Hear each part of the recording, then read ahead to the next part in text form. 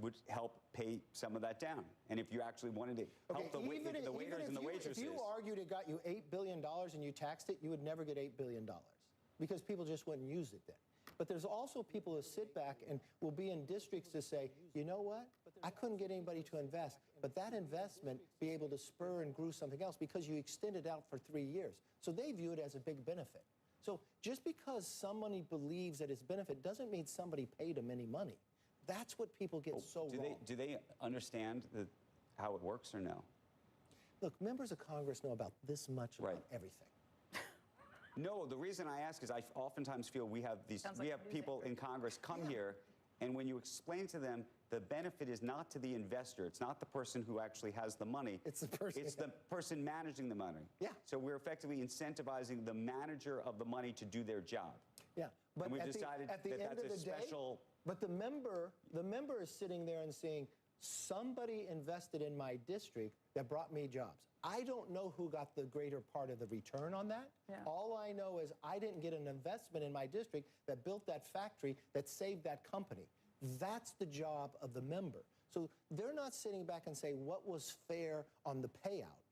That's not really what's going to drive them. It's whether they have jobs in their district and whether somebody invested in it. And is that wrong? No. And it's wrong for someone to think, oh, well, they're bought off.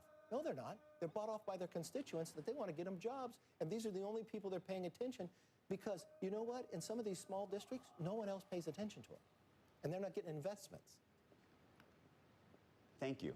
That was actually, no, I'm very glad that you had that conversation with us just now, because I think it actually... I am too. I'm always thankful to be on here and be in Joe's chair. Former Speaker Kevin McCarthy, thank you for joining us this morning. Thank you very much. Thanks for coming in. When we come back, how the GOP tax package is being viewed by the other side of the aisle. House Ways and Means member Representative Brad Schneider, a Democrat from Illinois, who will give us his take on the bill when he joins us at 8:10 a.m. Eastern Time. Squawk Box will be right back. At Franklin Templeton, we're expanding access to the growing opportunity in private markets, empowering advisors with solutions to build the portfolios of the future today. Alternatives by Franklin Templeton, your trusted partner for what's ahead. Buying a car is kind of a big deal. How do you know if it's the right car for you? Ooh, with the most deal ratings and complete vehicle history from Car Gurus. That's how. Boom.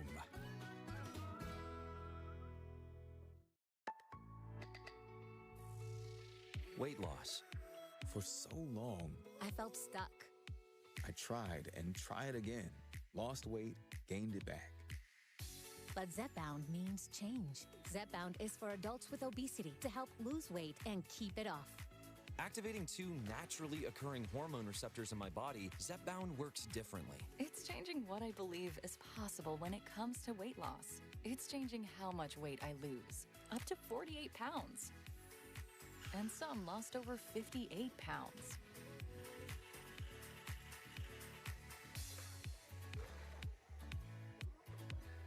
Don't take if allergic to it, or if you or someone in your family had medullary thyroid cancer or multiple endocrine neoplasia syndrome type 2. Tell your doctor if you get a lump or swelling in your neck. Stop Zepbound and call your doctor if you have severe stomach pain or a serious allergic reaction. Severe side effects may include inflamed pancreas or gallbladder problems. Tell your doctor if you experience vision changes, depression, or suicidal thoughts before scheduled procedures with anesthesia. If you're nursing, pregnant, plan to be, or taking birth control pills. Taking Zepbound with a sulfonylurea or insulin may cause low blood sugar. Side effects include nausea, diarrhea, and vomiting, which can cause dehydration and worsen kidney problems. Zepbound means change. Discover the weight loss you could be bound for. Ask your doctor about Zepbound. Texas. This is Kona Fancy, part of our premium line of Cafe au lait Reserve. With notes of nectarine, maple, and macadamia, this full-bodied coffee was grown just for you. Cafe au lait Reserve, brought to Texas with love from H-E-B.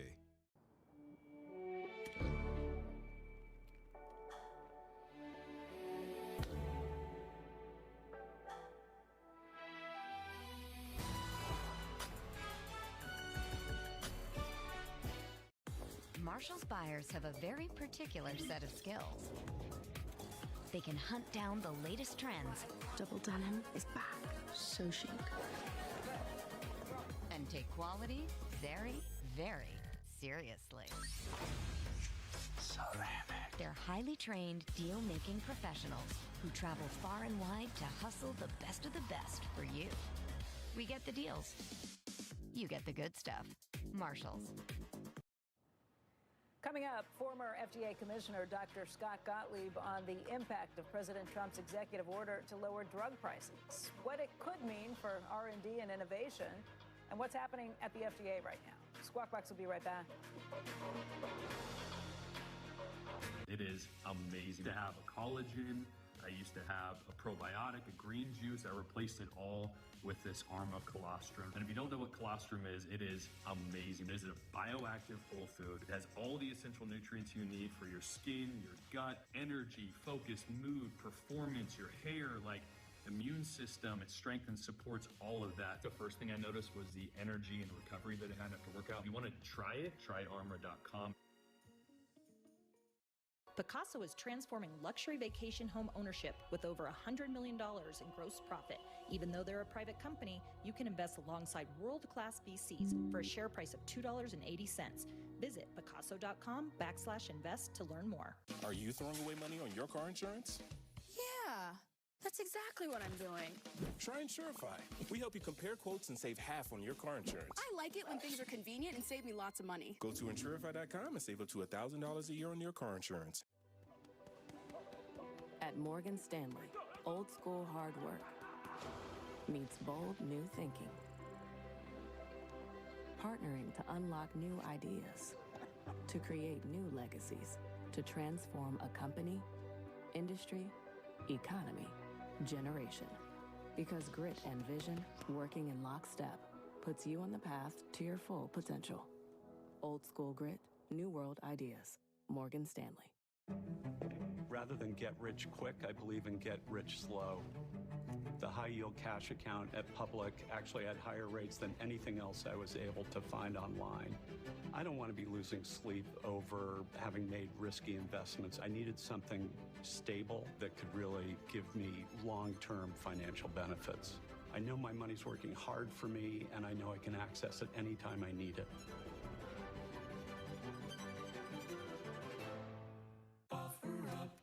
Boxes, sure, they bring you stuff, but they can't put together a dresser. Marcus, who sold you one on OfferUp, already has.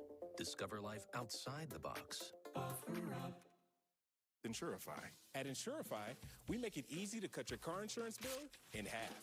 Half? How? Just go to Insurify.com and compare dozens of quotes in a few clicks. We cut out the middleman so you can cut your bill in half. Go to Insurify.com and save up to 50% on your car insurance. Experience the power of CNBC Pro. Never miss a moment with exclusive access to market-moving interviews and stock picks. Become a smarter investor with the power of CNBC Pro. Go to CNBC.com/getpro now. All right, welcome back to Squawk Box, everybody. Joining us right now is Dr. Scott Gottlieb. He's former FDA commissioner under the first President Trump administration, also a CNBC contributor, and he's on the board for both Illumina and Pfizer. And Dr. Gottlieb, there have been so many things that have been happening on the healthcare front and this administration's new policies. You've been watching all of it very closely, from the executive orders to the new people who are put in place. I just want to step back and say, 100+ days into this, what is different from what this administration is seeing things, and how is the industry going to react to that? Well, look, I think you're seeing a lot of policies announced, or at least policy intent that's going to have a profound impact on the industry if it goes through. And I'm talking about both the biotech and the pharmaceutical industry. I mean, the tariffs, for one thing, would hit cash flows significantly. About $50 billion worth of drugs are manufactured in Ireland. So if they put a 10 or 20% tariff on those drugs, that's going to hit the bottom line of a lot of drug companies. About $80 billion of the trade deficit, of the $240 billion trade deficit with Europe, is actually pharmaceuticals. So you look at that, you look at what they did with the announcement on drug pricing. Now, that's more of a statement of policy intent. It's unclear exactly what... This is one that came up Monday. It's unclear exactly what they're going to do. But assuming that they implement some structure of most favored nation pricing, so they import European pricing into the pricing for drugs in the U.S., either in Medicare or outside of Medicare, which is what they've intimated that they're going to try to do. That, again, will impact the industry. And I think the IRA has impacted the industry in a more profound way than people surmise in terms of what it's done. Let's just go back to the Inflation Reduction Act. It did what in terms of what it meant for the industry? Well, it put price controls on drugs within the Medicare program. And I think the cumulative effect of all of these policies, if in fact they all get enacted, is that you're going to see a wave of consolidation in the pharmaceutical sector. The big companies are going to have to combine to take out costs. You're going to see more R&D get shifted to China, which is something that's been underway. Last year, about 1/3 of all the drugs that were licensed by the big drug makers came from China.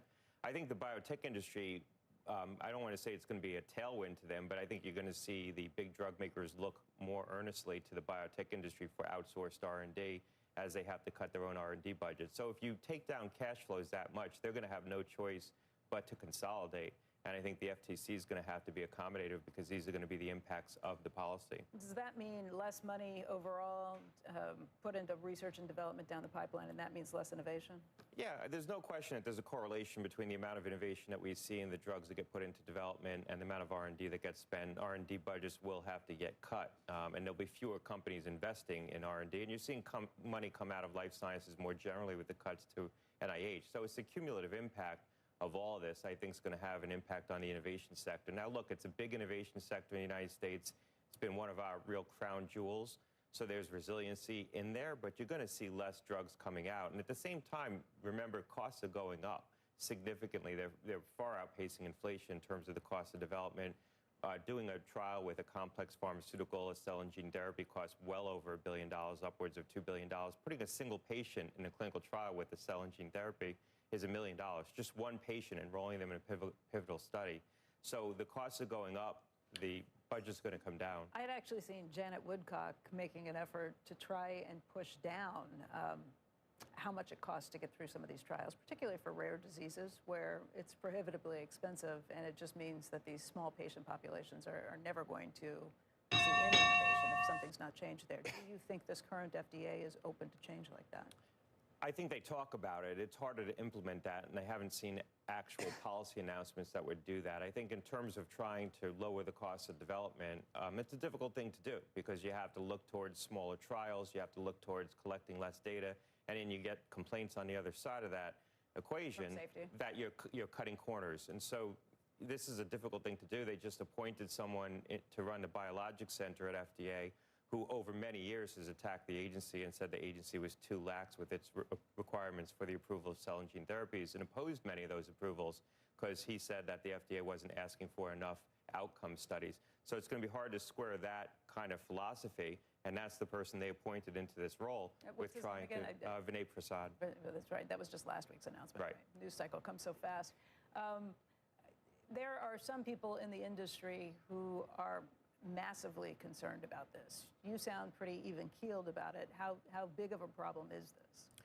I think it's a problem for patients, and I think it's a problem for innovation, and I think it's a problem for people who rely on the next thing coming to the market, people with chronic forms of cancer who are waiting for continued innovation because they know they're going to eventually outpace their current drugs. I think in terms of the industry itself, the industry is going to find ways to adapt. Like I said, I think that drug makers are going to have to consolidate if, in fact, they see this much money come out of cash flows. But I think it's a problem for our sector overall in this country, and it's been one of the crown jewels of the United States. Back to your concern about what it means for patients. Maybe that's the more important thing to people who are sitting at home watching this right now, what it means for them. Look, there's many of us that are hopeful that something else will come along. I'm a cancer survivor. Other people are. You're constantly worried about the future and worried about what you're going to need next.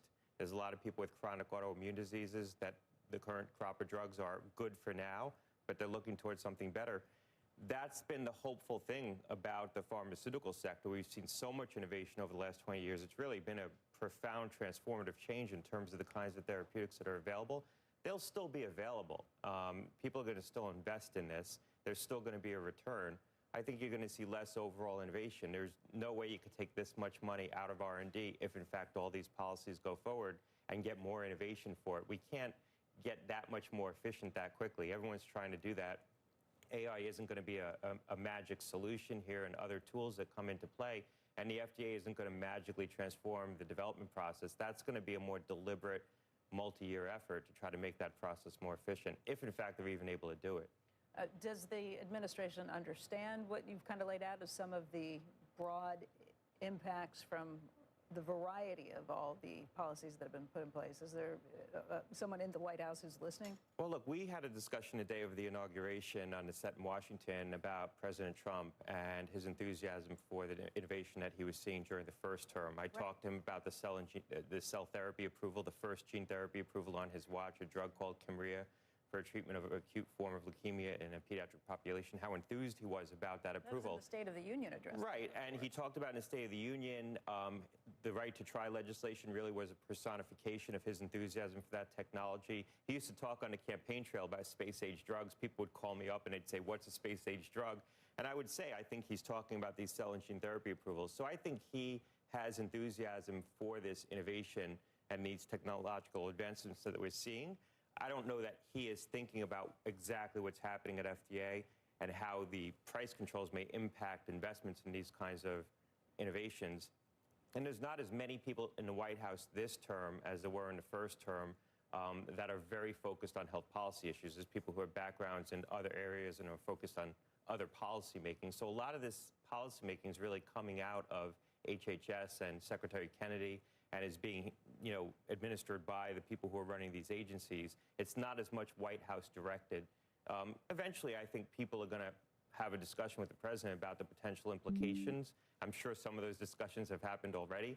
But I would say at his core, he's very enthusiastic about this technology. And so I think he will be sympathetic to arguments that there really is an impact on innovation happening as a result of some of these policies. Dr. Gottlieb, thank you. It's really great to see you. Thanks a lot. Okay. It is 8 a.m. on the East Coast, and you're watching Squawk Box right here on CNBC. I'm Becky Quick, along with Andrew Ross Sorkin. Joe is off today. Among our top stories this morning, President Trump continuing his Middle East tour today in Qatar after unveiling $600 billion in new deals with Saudi Arabia, including deals for NVIDIA, AMD, Amazon, and Cisco. We'll have much more on what we can expect later today from the Middle East. That'll be coming throughout the hour. The Financial Times is reporting Tesla has formed a new special committee to review Elon Musk's pay package. That move comes as Musk is currently fighting to restore his $56 billion pay plan from Tesla after a court ruled that it was unfair to shareholders. And shares of American Eagle down double digits this morning, a drop right now of about 12% after the company withdrew its full-year financial guidance and is writing off $75 million of inventory. American Eagle says that it's making the moves as it deals with slow sales, steep discounting, and an uncertain economy. Meantime, take a look at the futures in the green this morning, about 15 points higher on the Dow. You're looking at the S&P 500 up about 9 points. Had been down just marginally before. The NASDAQ looking to open about 61 points higher. I want to show you Treasury yields right now. You're looking at the 10-year sitting just at about 4.477, the 2-year at 4.0. And want to get down to Mike Santoli at the New York Stock Exchange this morning on what seems to be a relatively muted morning. Maybe nice for a change. We've had a lot of sort of volatility, let's call it, though frankly it's been upward volatility, so that's also quite nice. Yeah, for sure. I mean, the last couple of days actually have had more orderly, calm action, especially in the morning. You had the volatility index is now down to more normal levels, around 18. The S&P 500's had this massive comeback. We're holding to those gains so far. In fact, if you look at the history of all 20% declines, we did get to greater than 20% decline intraday this time. And then you see the comeback. This is the second strongest on record after the one that was in early 2019, after the Fed pivot. That was another kind of Trump trade policy and Fed tight policy panic. So what does it mean for now? Well, we're about break even for the year. It's very unusual for the market to have this strong a comeback and then roll over to go back to those old lows. But it has happened, in fact, as recently as 2022. In bear markets, it happens. In bull markets, this is basically a resumption of the uptrend. A lot of the technical hurdles have been cleared this instance. And the other thing we're seeing is some of the real favorite, especially among retail traders, tech stocks move in sync again. They're back in gear. So Palantir, Robinhood, obviously Palantir, kind of a cult software company, AI play, and as well as Robinhood, which is the mechanism by which most retail traders are accessing this market, at least the active ones. You see they're moving right in sync with one another, especially relative to the overall stock market. So that's one part of the puzzle here in terms of bull market behavior getting back in gear. Take a look. You mentioned Treasury yields. They're pretty calm today, but I do want to flag the 30-year yield back above 4.9. We've hit 5 a couple of times in the last 2 years or so, and each time it sort of gave a gut check to the equity market. I'm not that big on sort of tying the tax bill and deficit and Treasury supply expectations day to day to movements in Treasury yields, but it is worth noting that we are back up here, and we got toward 5% earlier this year. That arguably is what created the initial pivot on the tariff policy, the 90-day pause on the reciprocal tariffs. So keep an eye on it. It's a good thing if the economy is going to hang in there. The Fed has to do less, and obviously inflation expectations are cooling off. So that's all good, but we'll see if this tests the equity market at some point. I don't know. Do you want to weigh in on the topic? We were talking yesterday, maybe after the CPI numbers, whether you think Jay Powell should have waited, and whether you think you're going to hear from the president again that he should actually still be reducing interest rates. I expect we'll probably keep hearing from the president, but I think it really doesn't get traction in terms of the market because he seems to have backed away from the idea that he's going to attempt to remove Powell. So he can jawbone it. Look, I think really Powell's policy to stand pat is redeemed by the backpedaling on tariffs, which has completely changed the picture in terms of stagflation expectations looking out several months, if this is what we're working with, de-escalation.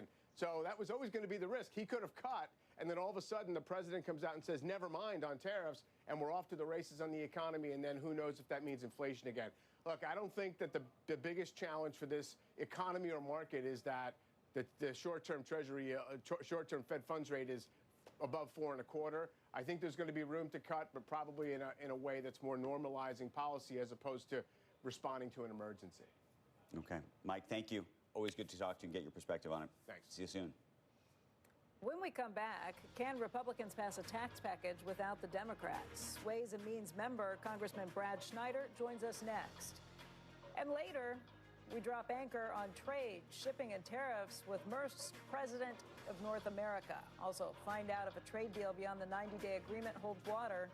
Squawk Box will be right back.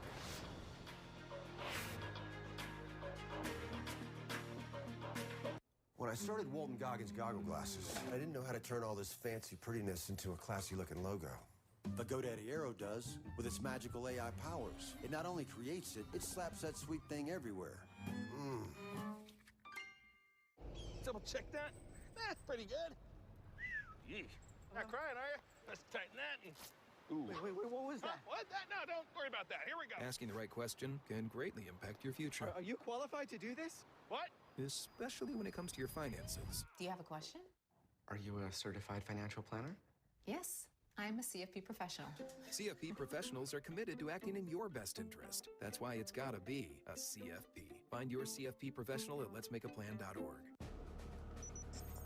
When you're the leader in disaster cleanup and restoration, how do you make like it never even happened happen?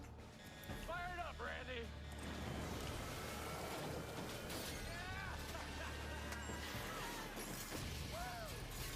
By being prepared for anything.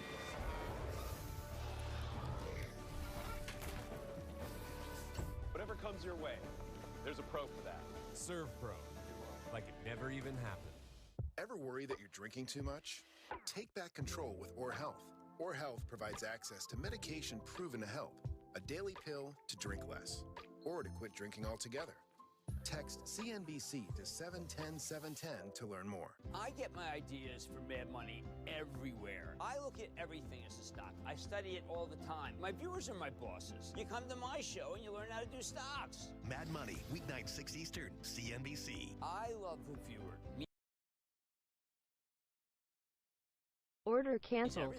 When it comes to investing, you'll love Carl's Way.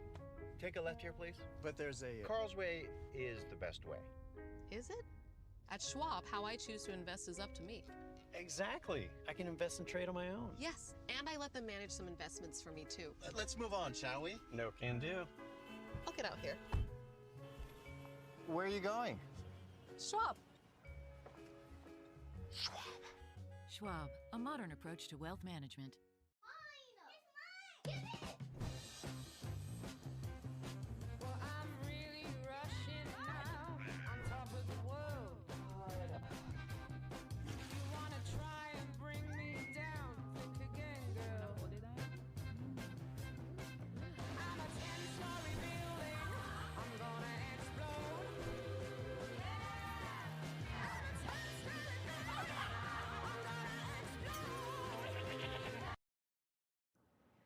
right, welcome back, everybody. House Republicans have big tax portion of their big, beautiful bill, but they need Democratic support to get it passed. Joining us right now is Ways and Means member Representative Brad Schneider. He's a Democrat from Illinois. And Congressman, do they actually need Democratic help on this? If they can keep their caucus together, they can pass it without you.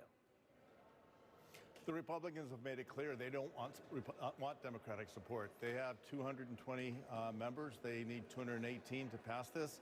And we just finished a 17-hour-plus hearing in our markup in the Ways and Means Committee, where the Republicans rejected every effort of the Democrats to try to craft a bill that would put the interest of American working families front and center, would make sure that we don't knock 14 million people off of health care, and we don't blow up the debt by $5 trillion over the next 9 years. But the Republicans want no collaboration. They're going to do it their way or no way.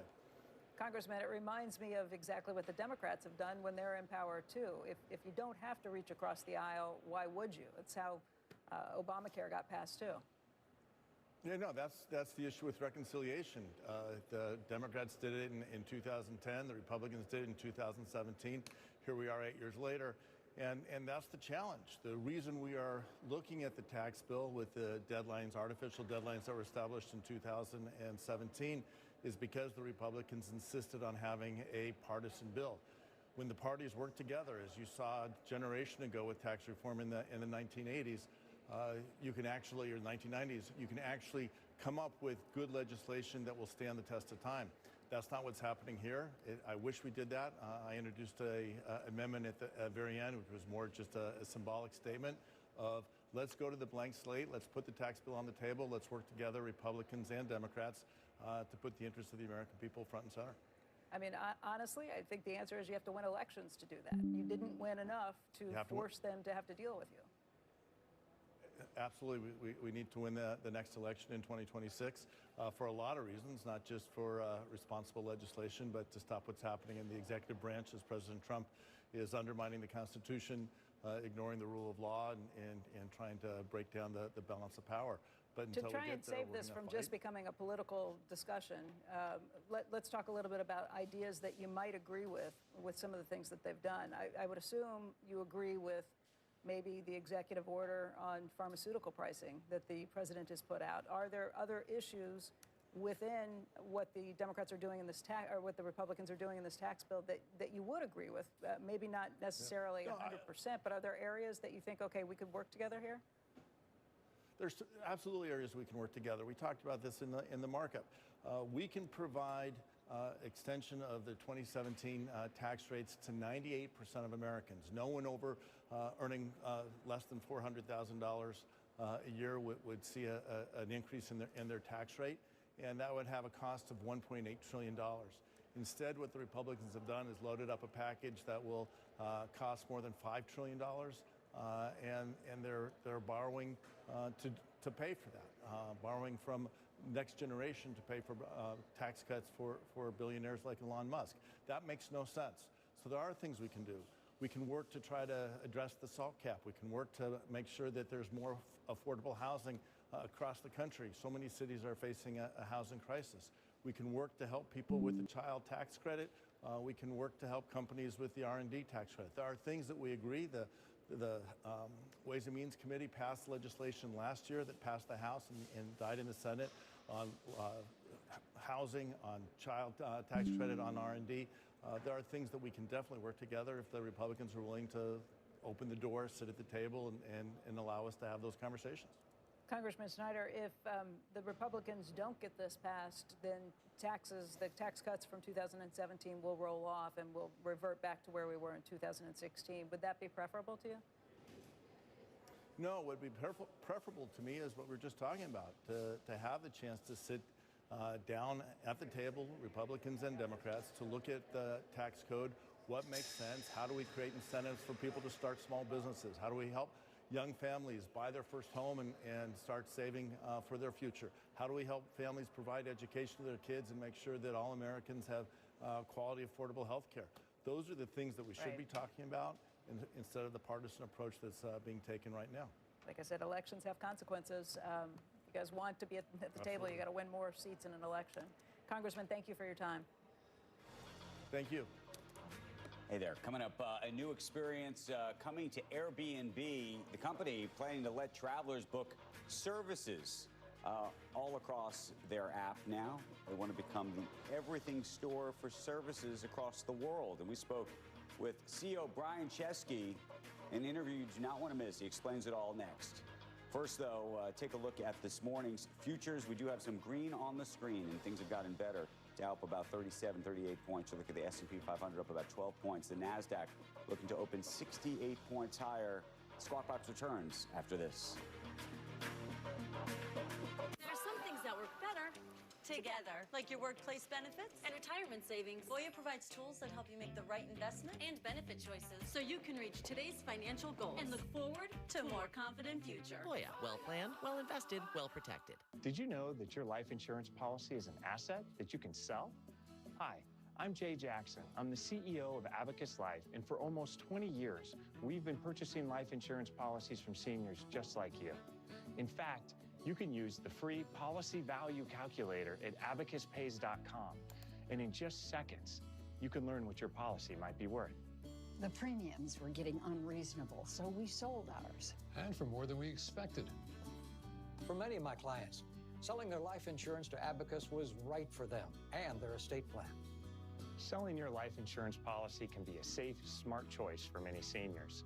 Don't sell or lapse your policy before going to abacuspays.com or calling 1-800-900-PAYS to learn what the fair market value of your policy might be. There are no fees and no obligations, just information. Get real value from your life insurance when you need it with Abacus. I was tired of being told no to my dreams. But Shopify made it easy to get this brand going. Now we can take golf to a realm that we've never seen before.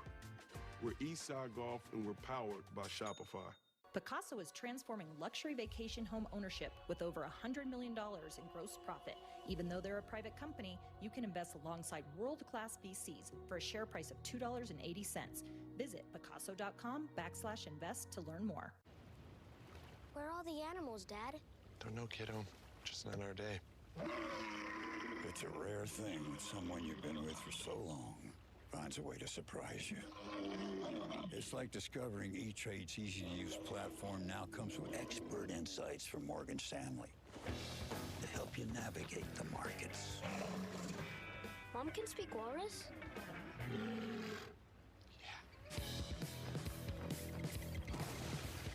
Golf is not a religion, but it does have cathedrals. These courses do more than just test your character. They reveal it. Peter Millar, the official outfitter of the United States Open. Frank Holland, Worldwide Exchange, weekdays 5 a.m. Eastern, CNBC. Introducing CNBC Plus, a new streaming platform from the #1 source in business news. On-the-go access to international financial markets, business news, and analysis as it happens. Bell-to-bell global live stream, CNBC Plus real-time data, and full episodes of CNBC's Business Day lineup on demand. CNBC Plus. Access any market, anytime, anywhere. Start streaming at cnbc.com/plus. Welcome back to Squawk. Airbnb launching a complete redesign of its app, and frankly, the entire business. The company known for vacation rentals is now going to be offering services, including things like spa experiences, chef-prepared meals, personal training sessions, ultimately, every service in the world. I spoke yesterday with co-founder and CEO Brian Chesky in a wide-ranging interview and asked him about the weekend that inspired him to make these sweeping changes to the business. I've always been friends with Sam for a long time. I've known him because we were both in Y Combinator, and he infamously got fired, I think, on a Friday in maybe like November of 2023. It was right before Thanksgiving, and we were on the phones like over the course of 5 days, from I think like a Friday to the following Tuesday, try to basically get him reinstated and try to put this company back together. And I remember having like so much pent-up energy. My family had come early for Thanksgiving, and then you know, my family leaves, and I'm actually home by myself over Thanksgiving weekend. It was an extended weekend. And I just have all this pent-up energy, and I'm thinking, like, all right, I just poured myself, and I wrote thousands of words of a document that I distilled down to a 3-page vision document, where I basically said, you know, Airbnb was going to be a platform where you could get almost anything to travel and live anywhere. The basic idea was you could be a global community in the real world where you can travel anywhere, live anywhere, belong anywhere. I wrote this document. I shared with the company when I came back from Thanksgiving, and I said, we got to get this out by 2025. We got a year and a half to do it. And so at that point, it was all hands on deck. But it really was stemmed from that completely crazy weekend and all that energy I had bottled up. And that weekend, of course, was when Sam Altman, his great friend, had been pushed out of OpenAI, and then there was this effort to reinstate him. He was literally writing his changes for the app. Or for so apparently it was that weekend when he was with Sam, and they were like in a foxhole together, trying to figure out how to keep Sam in the job. And for whatever reason, that sort of energy of just working 24 hours a day and trying to figure out what was going to happen, frankly, at OpenAI, turned out to be an extended weekend. I think Sam ultimately maybe got the job back by that weekend, yeah, right. or maybe by the end of that weekend. It was before the market opened. And he decided that Sunday night.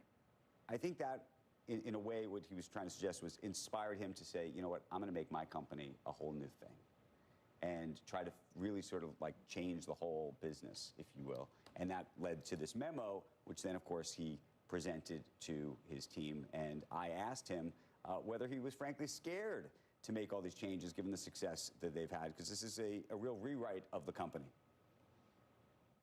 It's a risk, you know, when you're so successful. I mean, Airbnb is a noun and a verb, kind of like Xerox, right? And people use it and they mean a place to stay. It's so ubiquitous about one thing, and to like step out and to become a platform and do all these other things, you just have no idea how people are going to respond to it. But I'd rather fail trying something new than succeed in doing the same thing over and over again. We also got into a very interesting conversation about artificial intelligence and how that might ultimately impact the way users experience apps in the future, given that people have talked about sort of, you know, one interface and you just talk to a phone, whether, you know, an app like Airbnb will look the same or work the same in the future.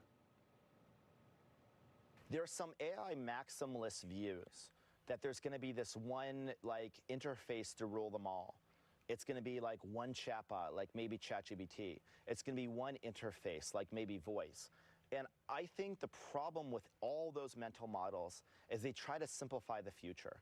Do we think the future is going to be simpler because of this new technology, or more complex? I think the future is going to be more complex. I don't think there's going to be one chatbot. I don't think there's going to be one app. I don't think there's going to be one device, and there's not going to be one interface. You know, here's an analogy. When Steve Jobs launched the iPhone, during his keynote, he said the problem with the so-called smartphones of the era was the bottom 40% of the phone, the keyboard. And the problem was the keyboard didn't change. The buttons didn't change for each interface. Every application wants a different interface. So there shouldn't, I don't think, be one interface, one device, one way to do everything. We're going to have a lot more tools in the future. So it's not this one thing. It's going to be many things. That's my view. Just like there's many tools. As we mentioned earlier, shares of Airbnb, they're up 22% in the last month alone, but down 6% over the past year. Looks like a lot of charts we've seen recently when it comes to this economy. All right, some news from the marathon markup session for the GOP tax bill in Congress. Emily Wilkins joins us with the latest. Emily, what happened? Hey, Becky. Well, now we can report that the Ways and Means Committee has approved the tax bill, meaning that the bill has cleared its first, but certainly not the last legislative hurdle. From here, the bill is going to be put with everything else in the Trump mega bill, and the goal is for the House to vote on this next week. Now, for that to happen, Speaker Mike Johnson still has to find a path to yes with a number of Republicans. We know there are about 6 of them from these high tax states who are uncomfortable with the current SALT cap that's in the bill. They want it higher than the $30,000 that's been proposed, but none of those 6 sat on the committee, and so you did see a party line vote with all the Republicans voting to advance the tax package going forward. Democrats, of course, voting against. In addition to everything that's going on with tax, Other pieces of Trump's mega bill are coming together. That includes a piece of the package that would actually ban states from passing AI regulations for the next decade. This is something that AI executives asked Congress for because they were facing a growing patchwork of state regulations and laws on AI. That was a different committee than the tax committee, but they did approve that portion of the Trump mega bill. So what's going to happen next? We'll see all these portions of the mega bill sewn together, and then the goal is to get them on the floor and get a vote next week before the House leaves for Memorial Day. And then, of course, it's on to the Senate, where we can expect more changes, more complications. Certainly, this is the first hurdle cleared, but many more to go. Becky? All right, Emily, thank you. Up next, Moelis & Company Vice Chair, former House Majority Leader Eric Cantor with reaction to this vote. We'll be right back.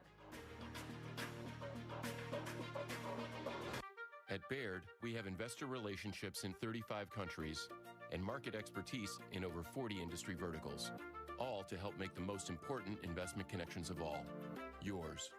Discover the Baird difference at BairdDifference.com. When I started Walton Goggins Goggle Glasses, I needed a website. And GoDaddy Aero uses AI to make a beautiful website so fast it'll blow my customers' noggins while they're shopping for Goggins for their noggins. This thing is so good for your gut health. I used to have a collagen, I used to have probiotic, a green juice. I replaced it all with this Arma colostrum. My hair has gotten so much thicker ever since taking it. No application fee if you apply by May 30th at University of Maryland Global Campus, offering online and hybrid courses and lifetime career services. Learn about our more than 135 degrees and certificates at umgc.edu. At this point in my life, I know I'm investing for the long haul. Being able to use public and have the features like recurring investments, it's steady, reliable, and easy to manage. It's like having my money just on autopilot. At IHG Hotels and Resorts, you can stick to the agenda or experience something unexpected, all while earning points for free nights with IHG One Rewards. With IHG's 19 hotel brands, you can guest how you guessed. Breaking earnings news. Cisco, Walmart, Deere, Take-Two Interactive, reporting, market reaction, expert analysis, strategies for your portfolio. This week on CNBC and streaming on CNBC Plus.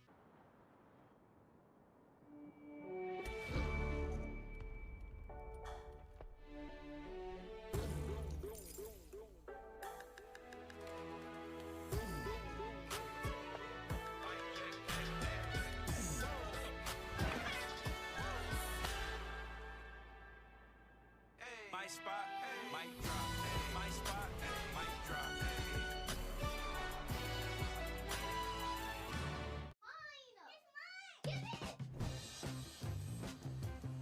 Well, I'm really rushing now, on top of the world. You wanna try and bring me down? Think again, girl. What did I? I'm a 10-story building. I'm gonna explode.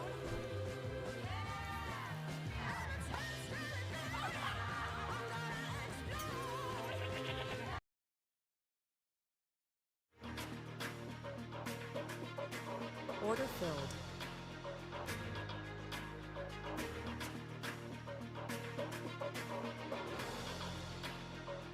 A live and very foggy view this morning, it appears, of the Capitol. The marathon markup session for the GOP tax bill in Congress has now ended, and the tax bill has been approved by the Ways and Means Committee. Joining us right now is Moelis & Company Vice Chairman Eric Cantor, a former U.S. Congressman of Virginia who served as a House Majority Leader.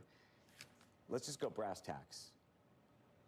Really for the market investors to understand sort of what's going to happen here with both the budget and how this tax plan plays out. How quickly do you think this all happens? Well, you know, they've got to sort of resolve some of the issues. I haven't seen the latest on the SALT provisions as well, because I'm sure there are negotiations still ongoing with that. And the interesting part about this sort of SALT negotiations is that a big portion of those who are asking for a higher cap come from a state like New York. Right. Many are from upstate New York. Order filled. Several of those have indicated publicly their desire to run for governor of this state. And that puts them in a separate category. And frankly, when you are in the whipping process, it makes a very difficult prospect for leadership to convince them to come along because they've got other interests right now. So it'll be interesting to see how that plays out. But I assume, you know, they're going to try and get this to the floor as quickly as possible. They'll still have a lot of wrangling to go forward. It does not stop until the last vote is taken on the floor.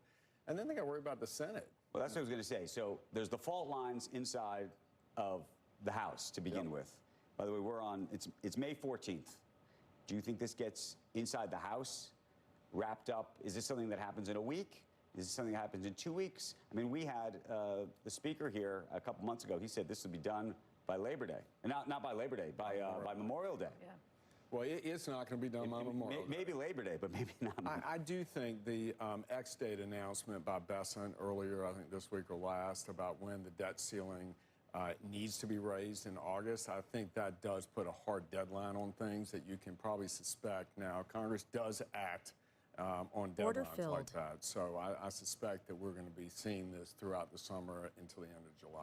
You know, Kevin McCarthy was just here, and he said there's no question that this will get passed because they have to do it. Otherwise, taxes go back up, and everybody goes home a heel. Right. I mean, there's no question. And obviously, look, there's no excuse for Republicans not to pass this bill. There's uni-party control. You've got this reconciliation process, which reduces the voting threshold in the Senate.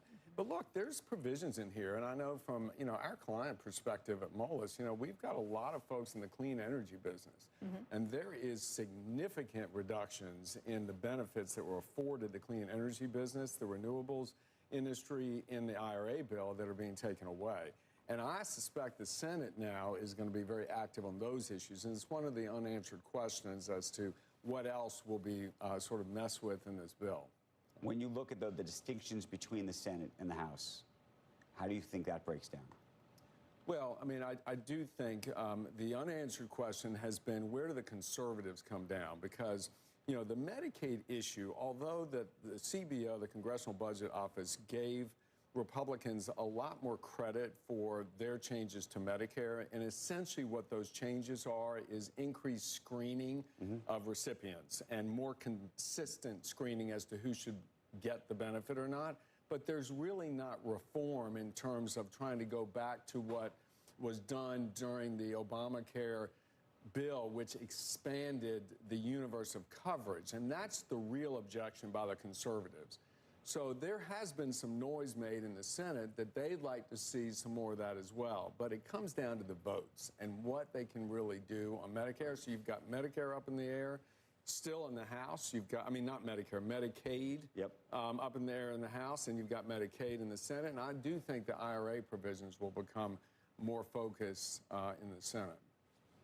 I want to pivot to your business, the banking business. You spent a lot of time with CEOs who I think thought that they were going to be doing mergers galore under this administration. The tariffs, I think, and the question mark that's created has created a question mark about whether there's going to be more deals. Do you see a shift in attitude even in the last week? Or do you think it's still a sense of paralysis? Let's wait and figure out what's really going to happen 90 days from now, either on China or the rest of it? Well, sort of to add to your question, Andrew, think about the volatility in the market and the public equities markets just since Liberation Day. I mean, there was a drawdown of 14, 15%. We're now back up. I mean, that in and of itself, when you're an investor, is going to make you pause. Now, I can tell you at Moelis, you know, we came into the year with a lot of tailwind. I mean, after the election, as you say, everyone was animal spirits back again. And you know, I think you saw in many of us and our peers, you know, the first quarter results reflected that kind of decision-making that went on with those animal spirits. Now, Liberation Day did certainly put a pause, and I think anybody, whether you're a sponsor or a strategic, you know, you sort of have to step back for a minute and start to think, what are these tariffs going to mean to us? But I do think over, you know, you had a 3.5, 4-week period during that time in which there was a pause. But I think over the last week to 10 days, 2 weeks, there's certainly been a return back to business, let's say. I'm not saying we're back to where we were. Well, the S&P is, but the question is business on the deal confidence. market, Yeah. right? And I do think it was an interesting. There was a title of one of the research reports I saw that said, you know, we are now back to our regularly scheduled programming, and I thought that was kind of a tongue-in-cheek way of saying, okay, back to business. I think the announcement over China in Geneva over the weekend by Scott Bessent and Jameson Greer, I think did add to the fact that, hey, we're going to live with some tariffs. And as we know, Bessent has been continuous in saying, hey, we're going to have 10%. The president as well. Right. So I think people are sort of putting that into place. Look, and you've got in our business, on the sponsor side of things, a lot of fundamentals that still are in place. I mean, if you've got sponsors that are sitting there with, let's say, 40 portfolio companies where regular state is 25, they got to transact, you know. And so I do think, you know, discussions are ongoing, and I'm much more optimistic, but in an impacted way, given what's going on. You want to weigh in on the plane? No. No, but I do want to say it's such classic activity by, you know, an individual like President Trump, who has been incredibly artful using the media. And, you know, it's this political dynamic. The more you spend time on that plane... Wasting time talking about the plane. Right. The more you spend time on that plane, the stronger he gets in terms of people saying, you see, this is what the media is about. They can't get enough of it. Clicks and eyeballs. Why aren't we paying attention to this incredible amount of economic development activity that's going on in the Gulf right now with right, all but see, the I would say the opposite. I would think, though, that he would want everybody focused on exactly that, the development and economic growth and deals that are being made in the Middle East. And instead, people are sitting around talking about the propriety or not, or national security issues around a plane. You are talking about that. I don't think most people are talking about that, but the people that are paying attention to this conflict, and that's what drives viewership. I don't have to tell you, it's your business. That's what has been so artful on his part. He's got now even more support because, of course, the media is not focused on what's really important, which is the geopolitical aspect of where he is today, the economic and trade aspects of where he is today, and the phenomenal sort of addition to economic growth. I mean, Eric, let me ask you, though, what he is preaching in the Middle East right now is a globalist sort of mentality, that we are going to be open for business, we are going to do these big deals and big trade. How is that looking in places like Europe and places like Asia right now? Just from the people you talk to, your customers. It's you know, it's so interesting, depending where the client sits, right? If you are in the Middle East, like you say, there is a lot of bullishness on the part of this administration that comes in with a strong leader that has an agenda, versus and that's going to go meet with them and talk to them. Like, right, versus the kind of treatment they got in the last administration. So without a doubt, unequivocally. Now, in Asia, when you are there, there is obviously a priority on the issue of the U.S.-China relationship, because they sit there, they have to deal with China in their region from a trade perspective. They want a U.S. anchor in that region to be able to counterbalance the hegemonic aspirations of China. So they want us to drop anchor there. Right. They want us to be as focused on them as possible. And look, they want the trade relationships too. And as you know, they've been on the receiving end of a lot of this tariff activity as well. And then Europe. Well, Europe is, it's, you know, I had a client say to me last month or so when I was there about, he grew up thinking that America was always going to be there. He's a German citizen, and the fact that now the frostiness that has sort of enveloped the relationship has given him pause as to, what do you mean the world's really changed?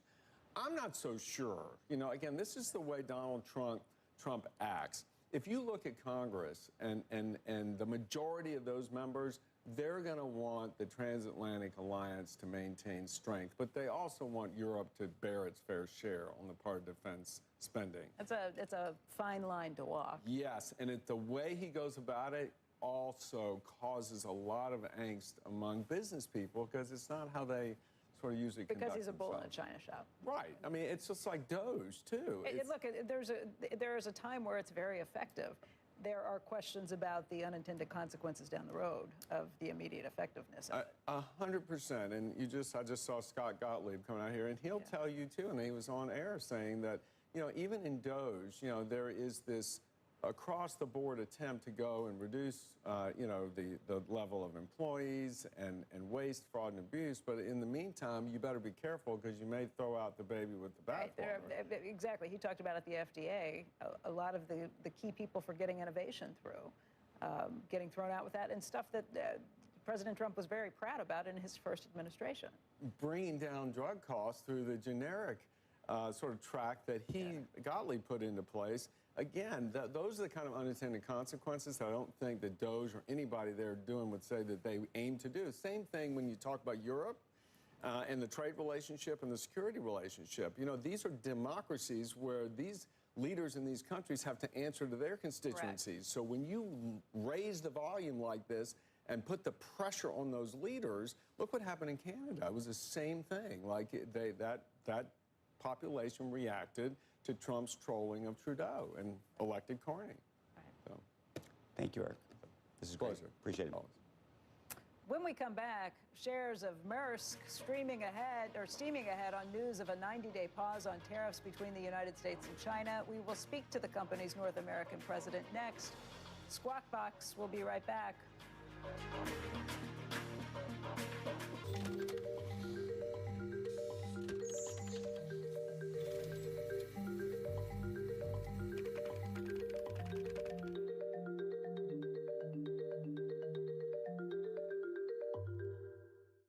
Since 2007, Origin has been focused on the future. A future that helps you build passive income from real estate. One where we invest by your side without hidden fees or confusing structures. Build the future you deserve with Origin Investments.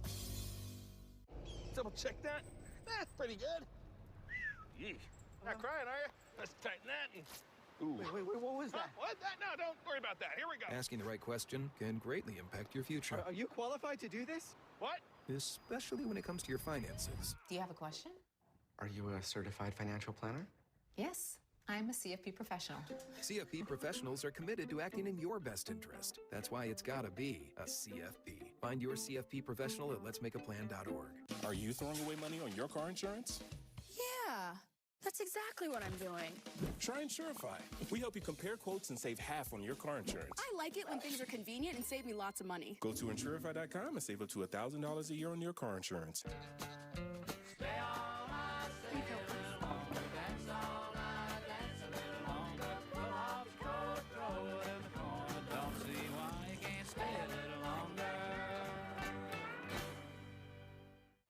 I'm Tony Steen, digital strategist at AmericanEagle.com. After Kansas City Steaks experienced declining traffic and conversion rates, they came to us primed for online growth. We solve digital challenges like this all the time. By leveraging an omni-channel digital marketing strategy, KansasCitySteaks.com attracted new customers and significantly increased ROI. For complete website and digital marketing solutions, go to AmericanEagle.com. Millions of families are now bracing for higher prices. They're fearful prices are going to get worse, not better, on everything from cars to clothes, electronics to groceries. Now, politicians in Congress could make our energy bills skyrocket too by cutting clean energy production and raising taxes on energy. It'll cost families hundreds more and kill thousands of manufacturing jobs. Tell Congress, don't make our energy bills even higher by cutting clean energy production. Never miss a moment. Greg should become the chief executive officer of the company at year end. There's a new industry in town. It's called AI factories, and they're producing intelligence at scale. We're going to bump into either a tariff inflation tree, we're going to bump into a rising unemployment tree, and that will affect what happens to the Fed funds rate down the line. All right, welcome back, everybody. Shares of Maersk are up more than 11%, about 11.7% this week, as investors have new hope that that 90-day tariff pause turns into a real deal. Joining us right now is Maersk's North American president, Charles Vandersteen. And Charles, thanks a lot for coming in. Thanks for having me. I would say a lot of people feel like they've been put through the paces the last 6 weeks trying to figure out with the tariffs, but your life may have been a little more complicated than most. It's your entire business. What happened from, let's say, April 2nd through yesterday? I think it's safe to say that the last few weeks since Liberation Day have been volatile, to put it mildly, across the entire industry and across our entire portfolio. So tariffs were introduced, tariffs were changed, tariffs were postponed, and in some cases within just a few days of distance. So we've been working very closely with our customers in that same period to find solutions for their respective supply chains to make sure that we either pause, because most of our customers will pause their supply chain out of China, or redirect to different destinations away from the tariffs that they would be implied with. So what did that mean for the ships you had on the oceans at that point? Were there stoppages? Were there speeds ahead of Inauguration Day or ahead of April 2nd to try and get things moved through? Like what did it look like on the ground? Now, if you look at the immediate impact of the Liberation Day tariffs and the weeks afterwards, it's been an impact specifically on the China to U.S. trade. Which affects how many ships for you? It's 5% really only of our global network. So we've seen a reduction of approximately 30 to 40% of the flows into the U.S. So 30 to 40% lower volumes in the course of both April and May. But if you take a step back, you'll realize that that's only 5% of our global network. Okay. And if you look at the global network, which of course covers also other trades in and out of the U.S., including global trades, normal growth has actually continued. Trade has continued. And in some of the trades, you've seen some substitution, so the growth has actually been more robust. So while the impact is big... It was shifting things around, but it didn't have a huge impact on your bottom line. No, at this stage, it's not contaminating any of the other trades. So how did you deal with that, though? I would imagine that ships had to be put on entirely different paths, entirely different transit paths for all of this. What you would have seen in the industry, it's that approximately 25% of capacity has been taken out of the industry, specifically, again, on the China to U.S. trade. That comes in different flavors. One would be to simply take vessels out, to take ships out, which would then be redirected to other trades. In our case, we've been able, because of the new network that we've deployed, to not necessarily take ships out, but to swap them simply from a bigger ship to a smaller ship and reduce our capacity as a result. And right now, when we look at the current reprieve, the exact same thing will happen, but in reverse. So we're ready to now swap smaller vessels back to bigger vessels and reintroduce capacity on the trade out of China. What is the new system that you've put, the new network that you put in place, a new technological system that helps you do that? It's not so much a technological system. It's a modular network that allows us across our 700 vessels across the globe to make sure that whenever disruption occurs, we're able to isolate it in a single location and be much more nimble to then react to that disruption and allow both for our service to remain consistent, in this case, to continue ships every single day from Asia into the US, but simply take smaller vessels and as a result reduce capacity without impacting services. Smaller capacity because there's just less trade that's going back and forth across? That 30 to 40%, of course, requires a smaller capacity to serve it. Is that something that your competitors are doing as well, or is that an advantage over them? It's a big advantage, I would say. Competitors mostly, or our peers in the market mostly, have taken ships out, blank sailings, as we would call them in our industry, which really roughly means that this week there will be no sailing, but there will be a sailing next week. So the consistency of service gets impacted. The effect is the same. Capacity is taken out of the actual trade. I would assume the longer that capacity is taken out, the more difficult it becomes, the longer it takes to get it back up and running when there's a restart, just finding the crews, putting them back together?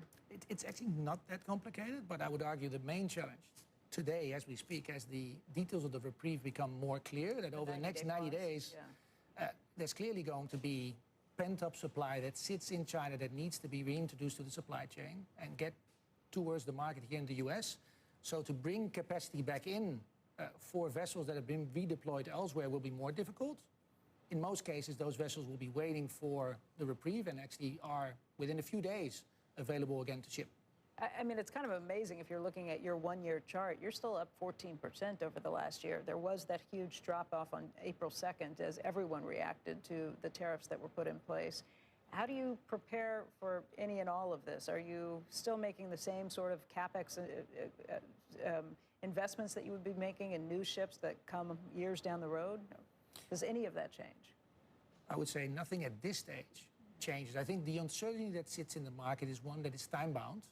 There's an expectation that, of course, within weeks, there will be more clarity. There will be more clarity on both, will the 90-day lead to a permanent deal, not just with China, but with other partners, which means that the uncertainty that today stifles the entire industry, including ourselves, for the bigger long-term decisions will be gone. And as a result, your long-term CapEx decisions will also be reintroduced in the same way as they were before. I wonder if you can just suggest or explain what's happened with the trade in Southeast Asia. A lot of things have changed since COVID anyway. There have been supply chains that have been shifted and put into other areas, whether it's coming from Vietnam, whether it's coming from India or another country. How have you all seen your trade patterns change, let's say since 2019? The big change, and you've actually touched upon it, that we've seen over the last 6 to 7 years is really one of recalibration of the supply chain across more origins than just China. Of course, most of our largest shippers within the US had big exposure to China prior to 2019. So the main shift, the main macro dynamic that we've seen is indeed Vietnam, it's Cambodia, it's Bangladesh, it's India as a China +1, a China +3, or even 4, to make sure that any risk is mitigated to a larger extent to more origins, and that shift continues. There have been all sorts of accusations and some proof in some cases that China is stuffing those channels, sending things to China and then passing them back on and through. That's part of the reason the tariffs were higher there. Do you see that with your shipments, things that are being shipped there and then turned around and come back to the United States ports? No, at this stage, there's no reason for us to believe that that's actually happening. Okay. Charles, I want to thank you very much for joining us today. Thank you very much.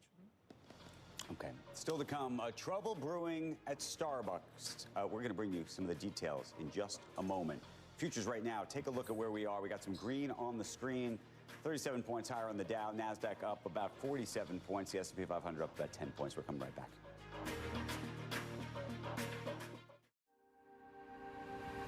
The Infiniti QX60. Comfort redefined, luxury rediscovered. Sit back and immerse yourself in the Infiniti QX60. Discover true luxury at InfinityUSA.com. Opportunities don't stop when the market day ends. So neither do we. Schwab gives you round-the-clock access to over 800 of the most popular stocks and ETFs, plus a wide variety of futures markets. All with 24-hour support from trading specialists who understand the ins and outs of 24-hour trading. No matter the hour, you can trade brilliantly with Schwab.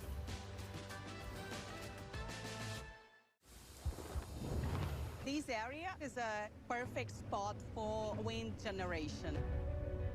We have 1 gigawatt of installed capacity as of now. This is the biggest wind farm in Brazil. People around, they saw the development that the wind industry brought to the locations. I feel that I have this responsibility to bring something to this country, and working with TotalEnergies fulfill these ambitions.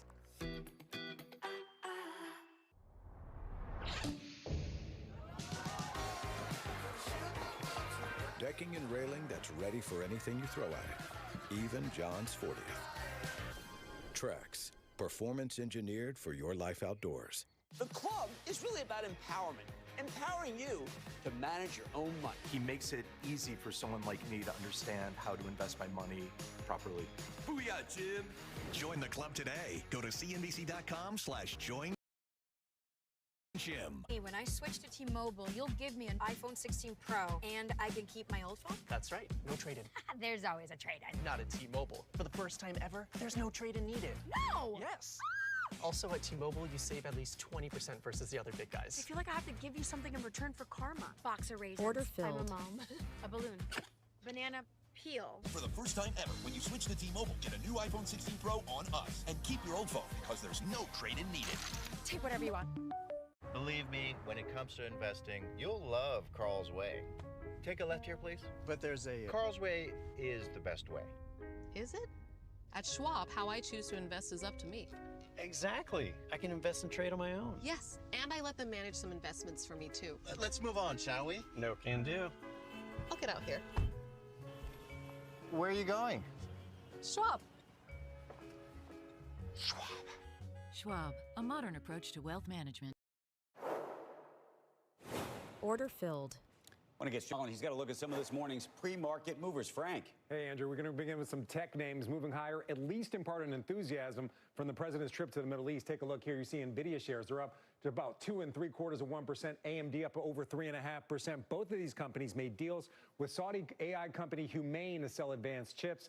The deal part of a rising tide for the sector. You can see some broader upside moves here. You're seeing Taiwan Semi up about 0.5%. Qualcomm just fractionally higher. Interesting enough, Broadcom basically flat, just fractionally lower. Also important to note, the SMH ETF, the chip ETF, rising more than 45% off of its April lows. All right, also looking at shares of American Eagle this morning. They are plunging ahead of the open after withdrawing full-year guidance. You can see shares are pulling back more than 13%. The retailer also revealing it's writing off $75 million in inventory. American Eagle says it's making these moves as it deals with slow sales, steep discounting, and an uncertain economy. Very different story for Tesla. Take a look at Tesla shares this morning. They're moving up 2 3/4% right now. The EV maker likely getting a boost from kind of an easing of U.S.-China tensions with the temporary tariff reduction. China and the sentiment for U.S. companies there has a big impact on Tesla. It generates about 20% of revenue in China. Is also facing a very strong domestic rival in BYD. Also, take a look at this chart. Tesla shares month to date, they're up over 21%. Back over to you. Okay, Frank Holland, thank you for that. In the meantime, hundreds of Starbucks workers have walked off the job since Sunday in protest of the company's new dress code. That dress code, which was implemented on Monday, requires baristas to wear solid black tops and also mandates certain requirements for bottoms. The Workers United Union filed a complaint alleging that the dress code changes during contract talks violate the law. The union represents workers at about 570 of the chain's more than 10,000 company-owned operated locations in the United States. Union baristas say that more strikes are likely in the coming days. Starbucks says there's been no significant impact to store operations at a national level and that most stores are open and serving customers as usual. The company said that the biggest update to the dress code is simple. Wear a black shirt, either your own or one we provide. The union, in return, said that the 2 black shirts that the company is providing were not guaranteed to arrive by the date that the new dress code went into effect. I don't know, it seems very high school. Like every wait job that I ever had, I was required to wear my own black or white shirt and black pants.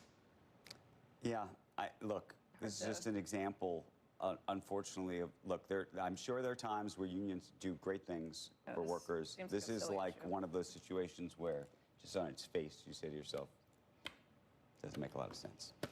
Meantime, Dow Jones looking higher this morning, about to open in about a half an hour, about 46 points higher. The NASDAQ up about 46 points as well. And guess what? The S&P 500 up about 10 points. I was going to say, I will see you in a couple of days. I will, yeah. And I will be in Seattle tomorrow morning. I'll see you from there. Make sure you join us tomorrow. Squawk on the Street begins right now.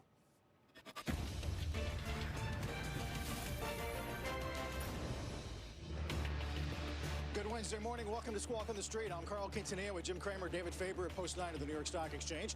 S&P NASDAQ now positive for the year. Pre-market continues to build on this historic bounce. Presidents in Doha, Ways and Means approves a budget markup after an all-nighter. We'll get more Fed speak today. Our roadmap begins with stocks back in the green. S&P goes positive again for the year. Mega cap tech is fueling some of those gains. NVIDIA, for example, above a $3 trillion market cap again. By the way, ahead of Apple. Microsoft, though, still number one. On the back of course, a big AI chip deal in Saudi Arabia. Plus, Robinhood's rival eToro set to make its public debut today. It's pricing an IPO, $52 a share. That is above the expected range. Of course, it did try to come public through a SPAC back in the heady days of SPAC. Let's begin with the markets and the S&P rebounding into positive territory for 2025. Between the IPOs, Jim, and some of the upgrades today of the asset managers, I mean, can capital markets come back this quick? Well, let me see. I've got, I think, the secret of today. You brought gifts? Yeah, you're getting, you're going to get a Trojan horse partner. This is today. You know what this is? It's ketchup. It's a ketchup day. I don't like ketchup days. Why don't I like them? Because I come in, nothing's happened in NVIDIA. We always know it. You could say the Bank of America piece describes it. But NVIDIA's up 4. Palantir, of course, has to be up 2. Yes. Great job, Sarah. But let me just show you that when you get this. Okay, so here This is Super Micro. Okay, here's NVIDIA. This is Advanced Micro. This is Palantir. Palantir gets 2, right? Because Palantir's Palantir. That's all I can say. You're going to pick those up? Are you going to pick those up? You're going to make somebody else pick those up? I'm going to get up and pick them up, Mr. Advanced Micro. You know, it doesn't matter. I come up with this great idea. I mean, it's genuine shtick, and my partner has to put me down. You do. I'm sorry. It was just good. like in the documentary when you said he gets some right, he gets some wrong, and then I kept thinking that he was going to say he gets more right than wrong. I said you were a wonderful human being. I know. What was wrong with that? Like this shtick. All right, back to catch You think up. they had this in the previous show? No, I don't. That's right. I don't. Take that, Squawk. You were exactamundo. Yeah, we can throw ketchup at anybody. Yes. How about Waymo? You like that? Do I like Waymo? What, the recall? Oh, the recall. Google, no. I got to tell you, Google. Those Waymos knives are still all over the place in Beverly Hills. I will say that everywhere in L.A. when I was there for Milken last week. But let's get back to catching up.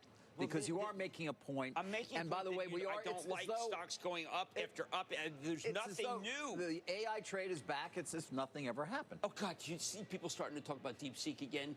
The bears are just, the bears are like Jellystone National Park. Hey, boo-boo. Go to some picnic baskets. Yes, exactly. So you don't think the Riyadh investment show I just think is worthy of some? Well, I think that you have to be in Computex. I think Computex is next week, and that's going to be very good. That's keynote for Jensen Huang. I'm just saying, when you come in, and like I'm watching Frank, he's on 5 o'clock. Yes. And, I'm sitting there watching. It's like, oh, well, there it goes. NVIDIA's up 2. It's up 2.5. I love NVIDIA, but that's not what should happen. AMD, interestingly enough, that was some good contracts. But I just think that the same thing over and over tends to become the catch-up day. And this is the day that people just say, you know what?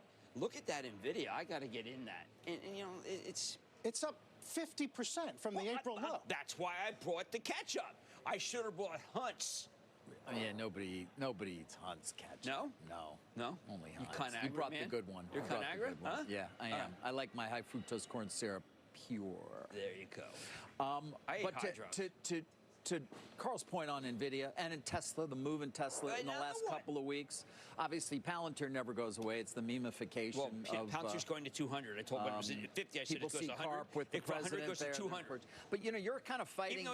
You're living in the world of fundamentals, perhaps, and kind of the world that, you've known a lot about for the last 40, 50 years. Bummer. And there's some 27-year-old trading for some pod out there who's like, yeah. No, Alex Karp's Alex Karp looks great. He's been on. He's got great hair, and I love it. And I'm going to buy more Palantir. Oh, okay, well, Palantir's an issue of itself. That they're trying to take it to 200. They started around 520. They come in and start buying it. I'm just saying that today is a little later. The Tesla's a little later. Yes, they got the humanoid robots, but I had them yesterday at the Disney upfront, so let's be careful. But I'm just saying, I'm just putting it out that it's possible that, like, if you look at Micron was up earlier today, MU, and now it's down a couple. What is that? Remember, it's a podcast. You have to say something. I don't know. I don't know what to tell you. Well, I'm just saying, be careful. Let them come in. That's all I'm saying. Let them come in. Because we all know that these stocks are up on the same news. And I think you have to have new news to have it go up. Big contracts today again by the president, maybe. Yeah, I mean, this is a function, Jim, of a market that twists and turns on individual... One man. Whims, some say. Washington Post, amazing piece today looking at why there was this reversal on China. It was beginning to hit, arguably, Trump's base.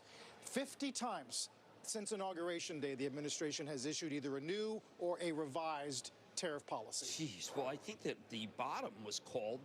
David and I were talking. We were talking about the idea of the consolidation of the government into one branch, executive, and the market was going down, and that's when he did the True Social.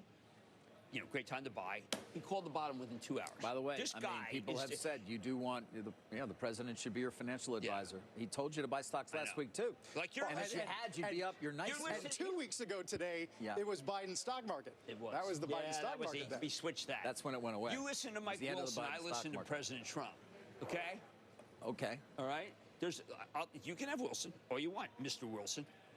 Although Wilson's positive too, isn't No, he? no, but I'm saying that you're trying to, okay, you can have Dan Ives. I like Dan Ives. Well, Dan Ives says that the Riyadh show was an eye-opener for tech investors. Right, but that was already. Again, I'm coming back to, I'm trying to be a little more circumspect to our viewers. You might get a better chance to buy stocks that are just up because, like, someone heard that things were good. You might, but we've got a lot of momentum right now. You've got a lot of the quantitatively driven funds. They love momentum. As I said, you got a lot of young guys in pods. Well, if who they are love just momentum, like, hey, you know if they what? love momentum, they should buy CoreWeave. They've got memories of 20 minutes, and things are great. Well, they have memory of a mayfly? No, yeah. Memories are short. Meantime, Jim, another... I mean, they've been looking at this thing their entire life. How long do you think their memory How he is? switched, the president, Right. this is his rally. At the same time... He's like Marty Zweig. Remember You got I do Foxconn remember Marty guiding Zweig. below. But You got AEO pulling guides, right? AEO, I've decided, is a second-rater because so many companies are actually doing better. There was a PVH upgrade today. Ralph Lauren, people realize Ralph Lauren's got a good quarter. I don't know. All I say, David, is that a lot of these are catch-up trades that China, not so bad. You can suddenly get stuff cheap. So the gross margins go up. Is that value added? Not necessarily. No, it's not. That's my point. Yeah. I don't have a value-added reason to buy what I liked yesterday or the day before. Yardeni today, we're now at 21 times. You had like 5 minutes to buy it 18 times. Yeah, you did have that window of opportunity. President told you. I know, he told you to buy. Told you to buy. Well, look, he let everybody in at the same time. Yes. He did not let the big hedge funds in earlier. Nope. He gave They didn't get the call. Across the board, great time to buy stocks. Yeah, I thought it was. And it was. The disclosure was perfect. Right. You think he'll ever come out with a sell signal? I don't. Wow. Yeah. I don't know. I mean, if it goes down big and because Biden. I mean, yes, Biden puts his. I mean, he might stocks say to that sell. he heard that Biden said doesn't like the market.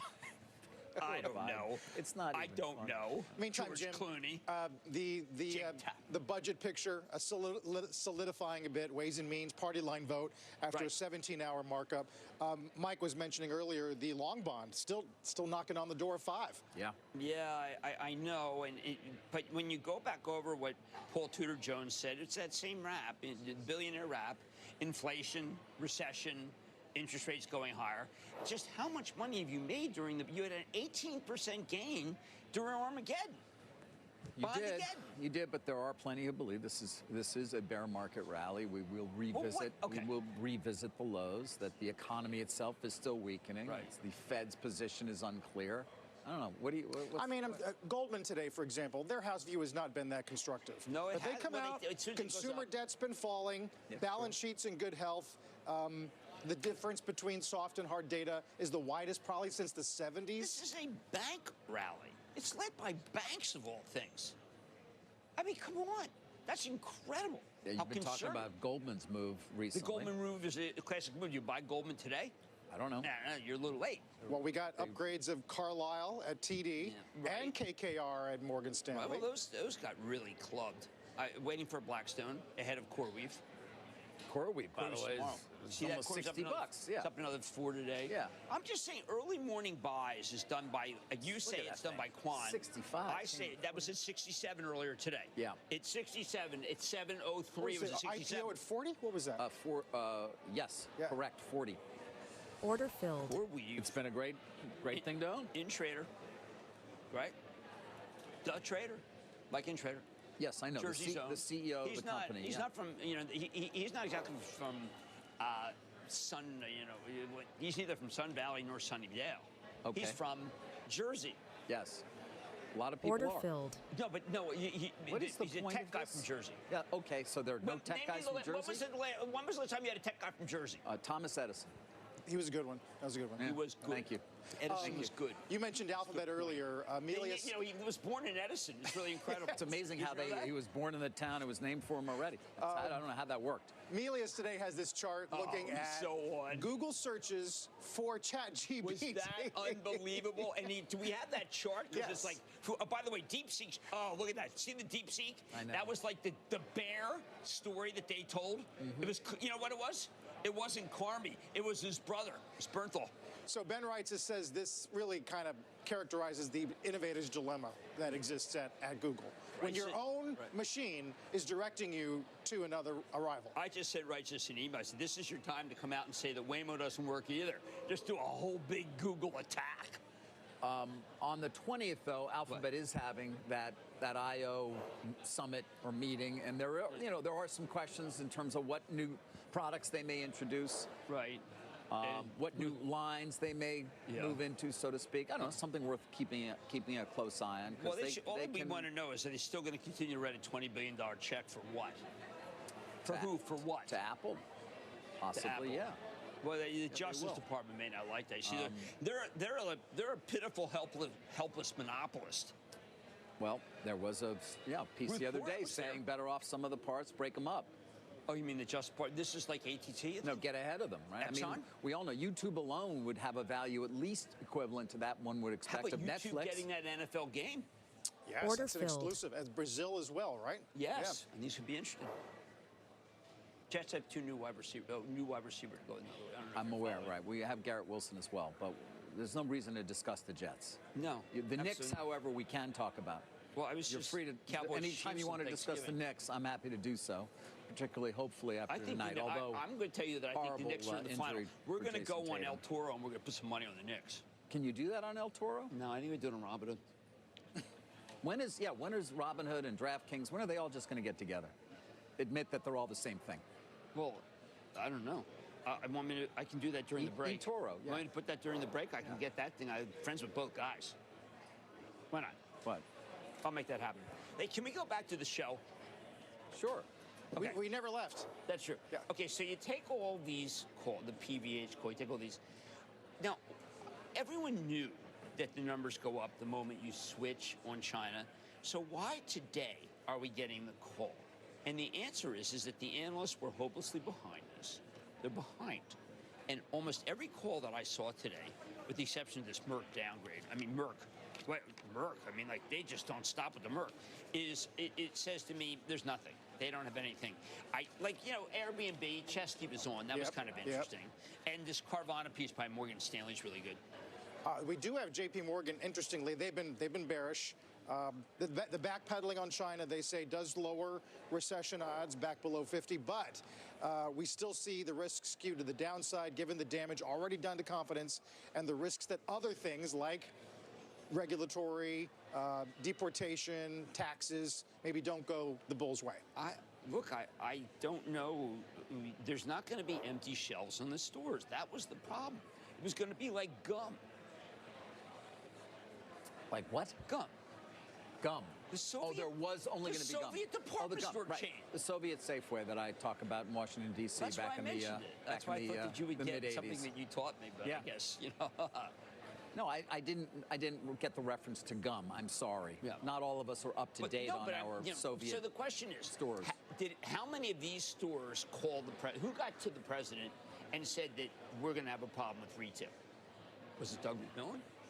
Well, he had the meeting with them. He did have the meeting with Costco and I think Walmart. that it would be very if you're would be nothing worse than going to a store and finding nothing there. You wouldn't have found nothing. There would have been certainly some products, but not as many as we're accustomed to. I'm going to quiz David, again, keeping with the theme of the show. And back to school in particular was really in question, I think. Yeah. What semiconductor company came out the most surprisingly great in this one? Who did the best? Who did the best? Of the semis. Yeah. AMD. That was the one. They have excess. They sell the GPUs. Congratulations, Lisa Su, for she cleaned house. Yeah. NVIDIA was on board. NVIDIA was like at third base, but wow, she just cleaned the bases. Yep. We talked to her in your absence about not here. It benefiting from Intel's disarray as well. I was on the Magnifique 3 studying Hals, Van Eyck, and Rubens. Now, Rubens was poor, died rich. Rembrandt was rich, died poor. There you go. That's the takeaway. So you were listening to the tour guide. Finally, something of value. It took 16 minutes. Yeah. We are on track for a higher open again. Take a look at the pre-market here. A bunch of movers to get to, and we'll take stock of not a lot of macro data today, but we will get Waller on the tape, Jefferson, and Daly today. Don't go away.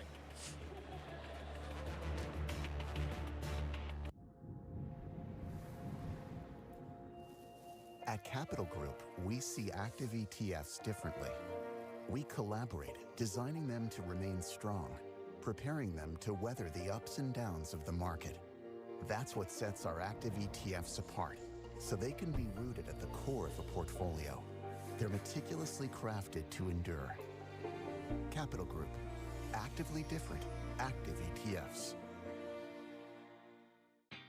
Power E-Trade's award-winning trading app makes trading easier. With its customizable options chain, easy-to-use tools, and paper trading to help sharpen your skills, you can stay on top of the market from wherever you are. E-Trade from Morgan Stanley. Oh, so you corporate types think you're rock stars? That's as ridiculous as us being corporate types. Let's begin.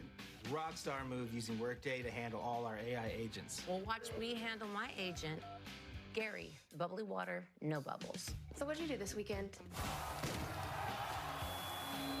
The huge. Shout out to Carmen for using Workday to manage our people and AI agents. What are we doing? Just clap. Carmen!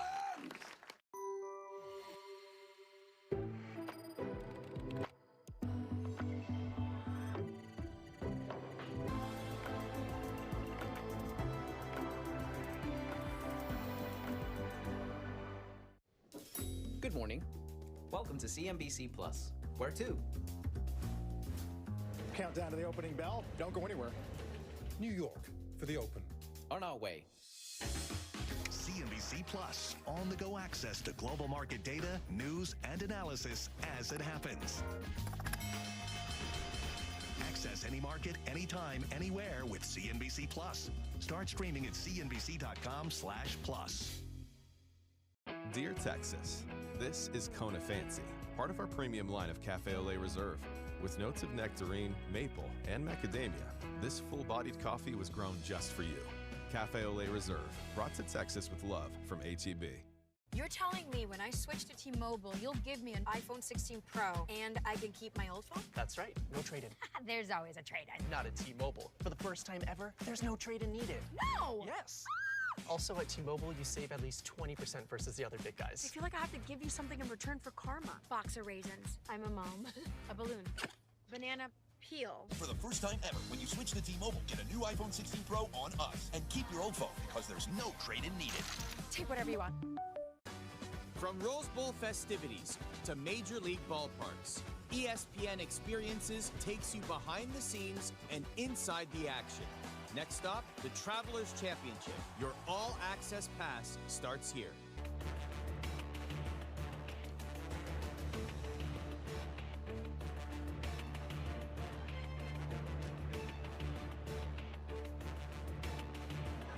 Fed Vice Chair Philip Jefferson speaking here in New York this morning, saying that if the current level of tariffs are sustained, it will still interrupt disinflation progress. He's a bit uncertain if inflation pressures will be temporary or persistent, watching for signs of weakening activity in the hard data, kind of echoing what Goolsbee said in the last 48 hours, too. We'll get Cramer's Mad Dash as we count down to the opening bell in 10 minutes. Don't go away.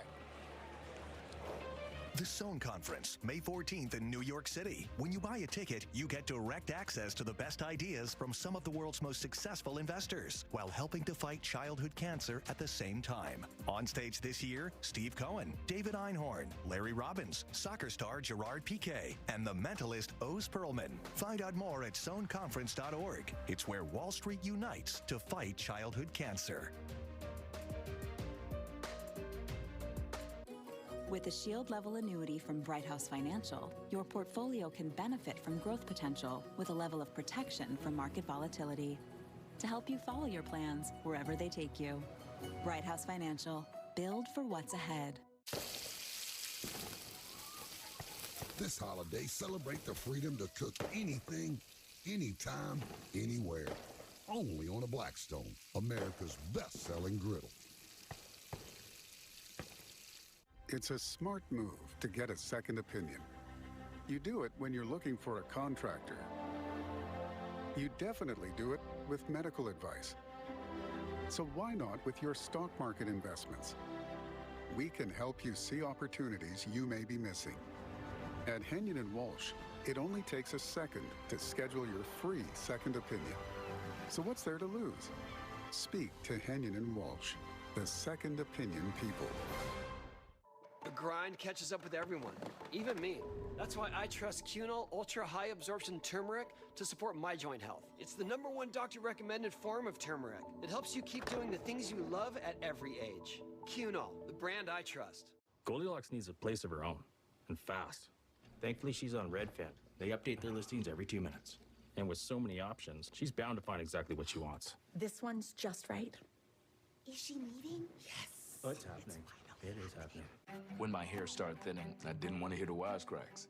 I was ignoring my hair because I was a full-time working mother, but luckily I found Nutrafol. My hair was getting stronger and thicker. And I finally feel like myself again. You founded your kayak company because you love the ocean, not spreadsheets. You need to hire. I need Indeed.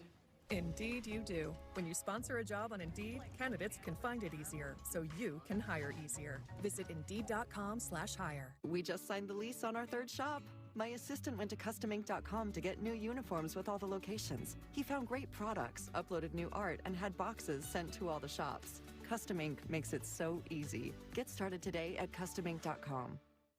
At Baird, we have investor relationships in 35 countries and market expertise in over 40 industry verticals, all to help make the most important investment connection.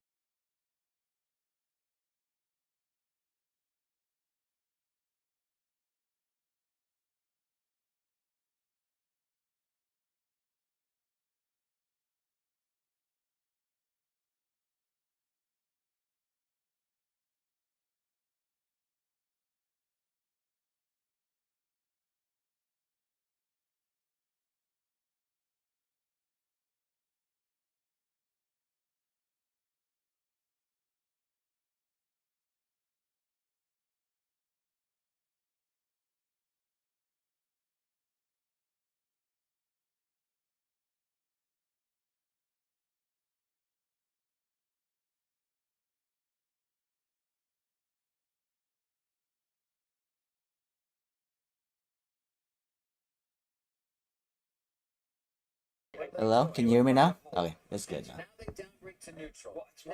That's why I'm bringing it up now. They have Wind Revere, this City. Thank you so much for that. Well, that great insight. Now, You got your funded on a 25K static?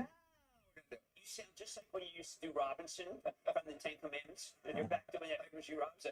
Okay, David, I just want to make this point that this is typical of what I'm seeing. Everybody knows that Merck has been It's hard. 500 DD is really low, so you gotta play safe. That is not what I call great work. That's not rigorous. Right. So I'm just saying that just as I find people who are now coming in and saying, you know what, AMD's great. Same thing. Like Merck. This is the same Merck. And then 40% guy comes in and says, you know what, now But what would be the counter argument at this point? Okay, well, they Wind Revere, which is Okay, 5 minutes. hypertension drug, was a lifesaver. They have Gardasil, so maybe that comes back. Remember, the Chinese are sitting on Gardasil, something the Chinese. The Chinese, a lot of 11,000 Gardasil vaccines. Absolutely, but there is still focus on when Keytruda comes up back. It's still a number of years away. Nothing. That drug has saved so many lives. Oh my God. So we don't know all new forms of they're going against cancer. The trials are good. I say this is not. I'm not in favor of like jumping in by Merck. I'm saying that this is a pile-on catch up to the downside, and that's something that I knew you'd appreciate in a negative way. Okay. We got a lot more stocks to keep an eye on. Of course, got an opening about 4 minutes away. Don't go anywhere. Order filled. What happened? Ideas for bad money everywhere. I look at everything as a stock. What car? I study it all the time. My viewers are my bosses. You come to my Nice. show, you learn how to do stocks. Mad Money, weeknight 6 Eastern, CNBC. I love the viewers. Oh, I think Google has that. Google.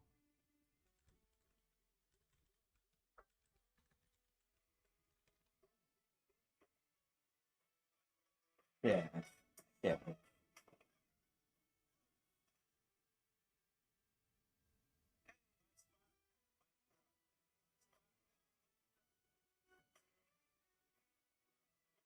I love it, dude. Like on my Tesla, I saved so much money, no gas, no maintenance.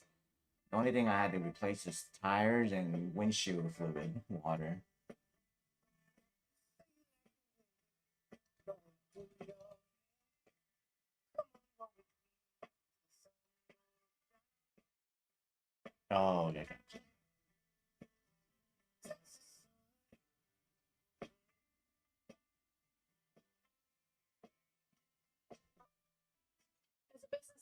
got a lot on my plate. That's why I use ZipRecruiter to hire. It has this feature called Tesla Intro. quality build is I took the time trash. and did all of the work of finding and scheduling the candidates for me.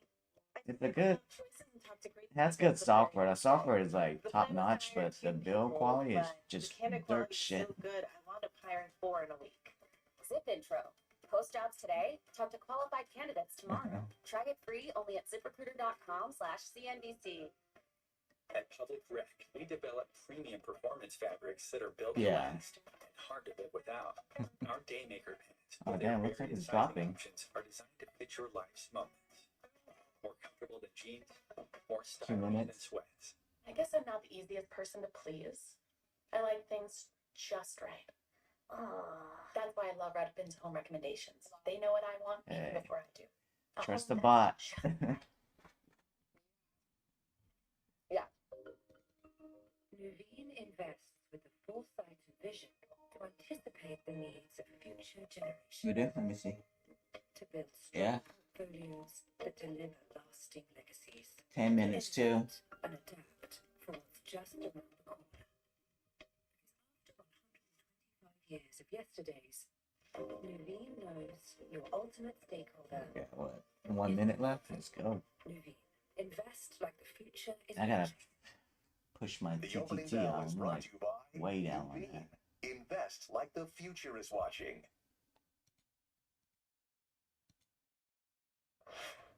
It weighs too much to pick up, but this is 2 Blackwells, and it's 2,500 watts. What up, Gambit? 2,500 out of the 500 gigawatts. You good on your of Tradify? computing infrastructure that's going to be built.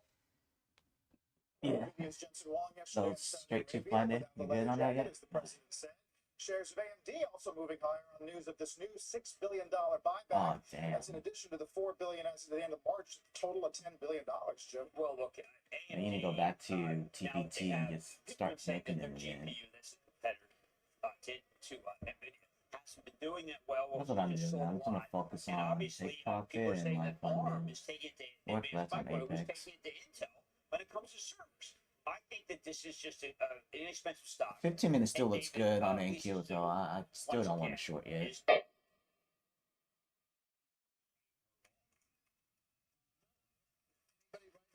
That Tesla still looks dead. Now 50%. Yeah, 2 days ago. Yeah, that's cheap. It's not for all Let's get 50. the opening bell for the CNBC Real-Time Exchange. The big board is first. There's a pump.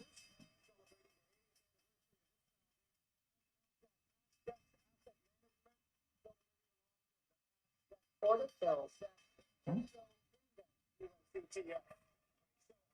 Oh, my FB turning is short. Okay. Leave it short.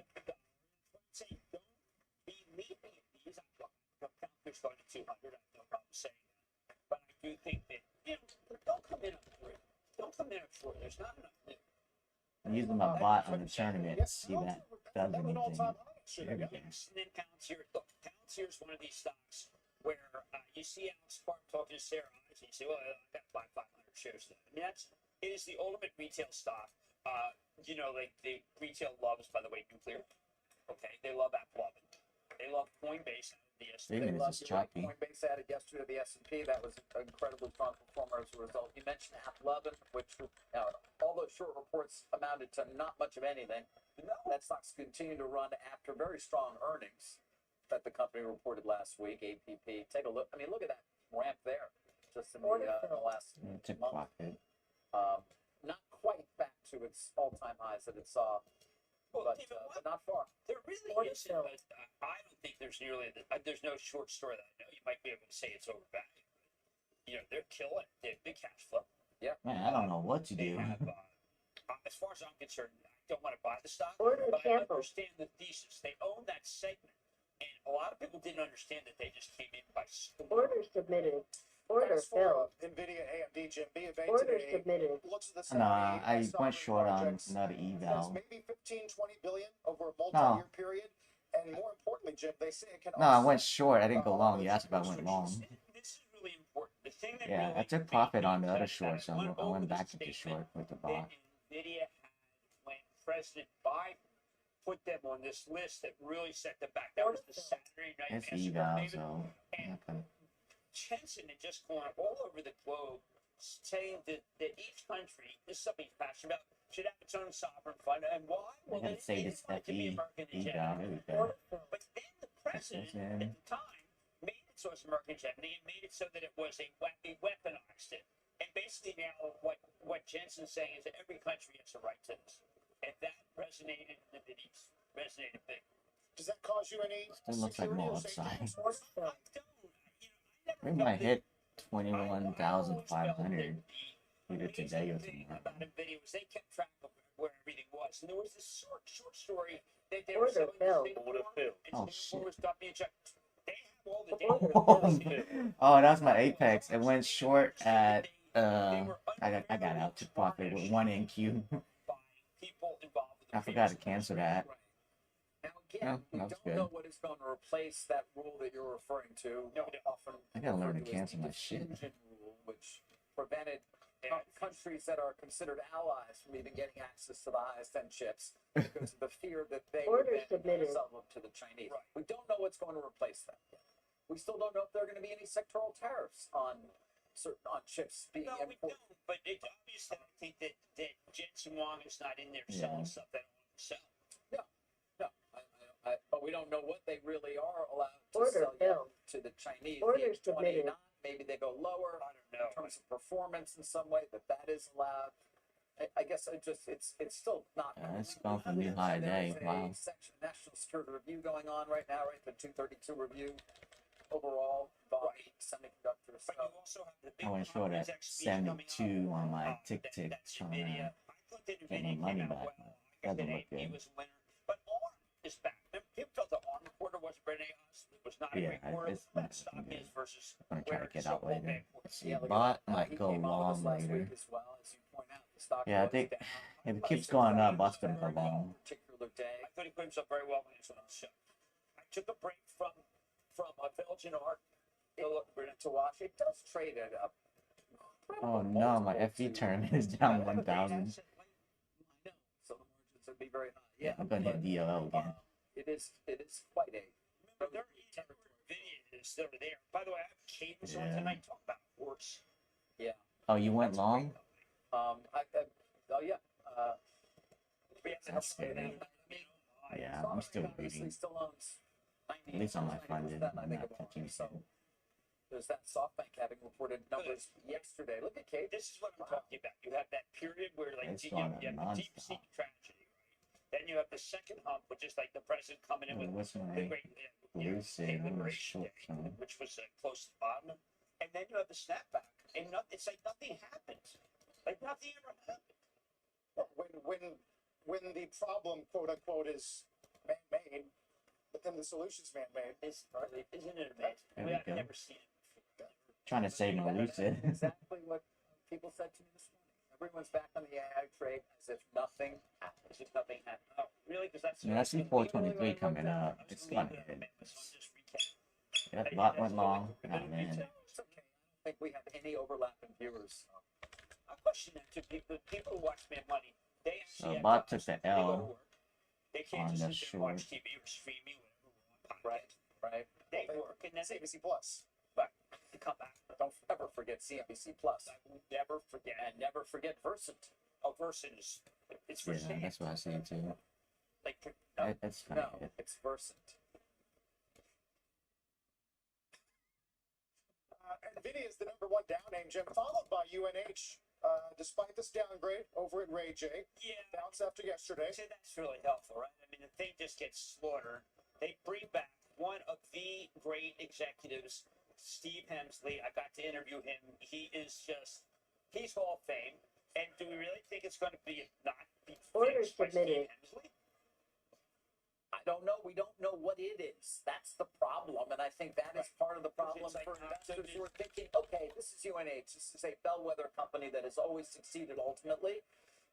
But right now, they still aren't really explaining exactly why. What did they get wrong? news that others today. got right, He's even got though they may have nothing, gotten it so. wrong previously when these guys I weren't. mean, we've heard now that Optum's a problem. We know medical advantage is a problem. Remember what happened to I actually think the bot's gonna get chopped off today. We've gone up so much. I don't know. But I just think that when you have a guy of his quality, 15 minutes still looks good for more upside. Same thing with 3 minutes. So. betting right now against Steve Hemsley. Like, look at what Hemsley did to that. Well, what stock did under. Yeah. Meantime, S&P healthcare sector versus the headline index, Jim, is the worst relative performance since '08. You mentioned Merck earlier.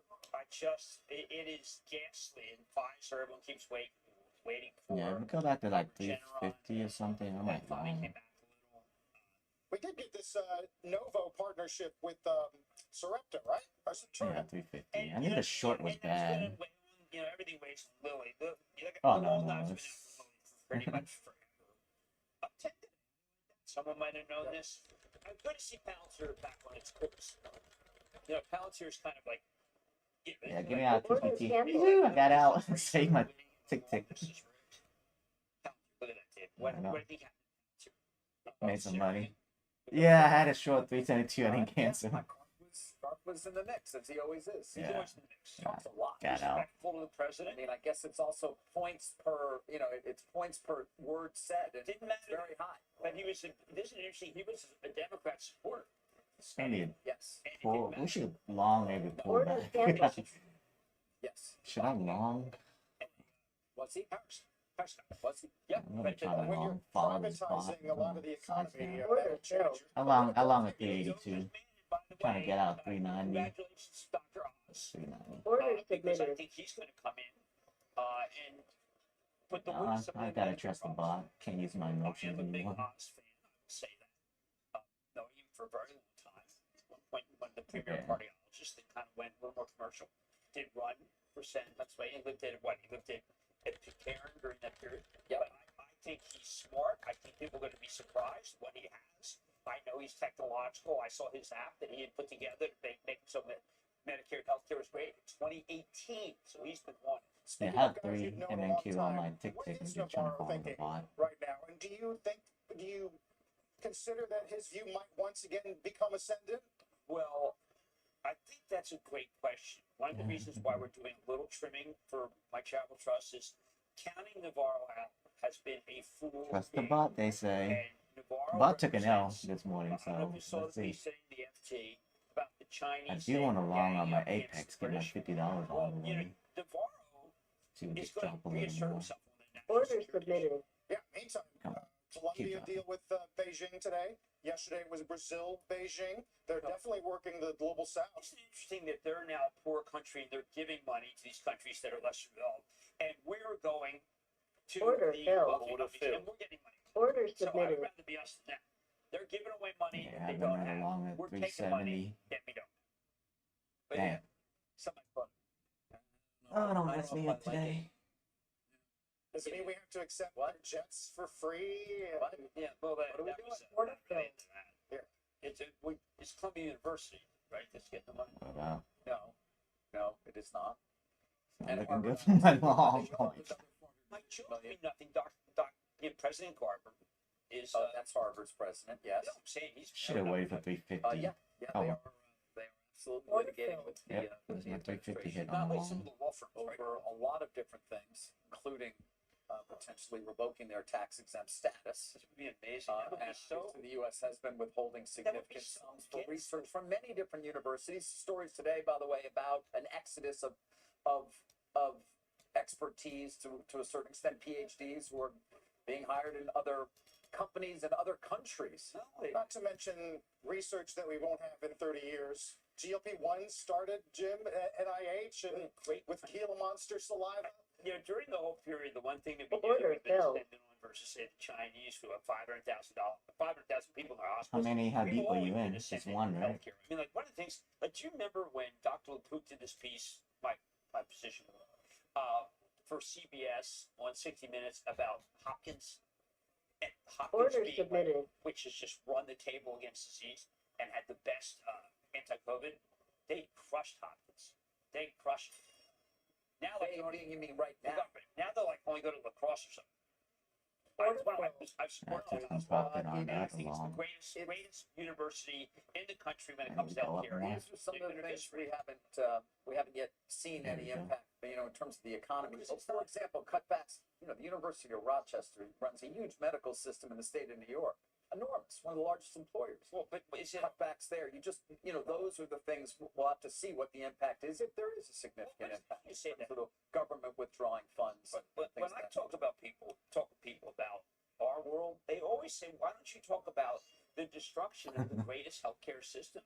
And I'm talking about the university basic research, not long at we were 391. Yeah, but there's also a huge disruption as a result of RFK Jr. at HHS and what he is doing. Look, I was hoping he'd go just pure, the Keep food pumping, stuff baby. is necessary.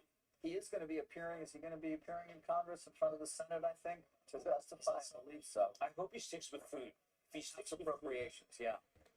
remember, food doesn't look like food. Guys, I don't look like fruit. No, I do Just want to give it mention time. the IPO market, which we've talked about, of course, the dearth of IPOs. Things are picking up a bit. eToro did announce the pricing, upsized its public offering. Think Robinhood competitor, a lot of crypto as well. They tried to come public previously. There it is. They 11.9 million shares at 52. We'll be obviously watching that for when it opens.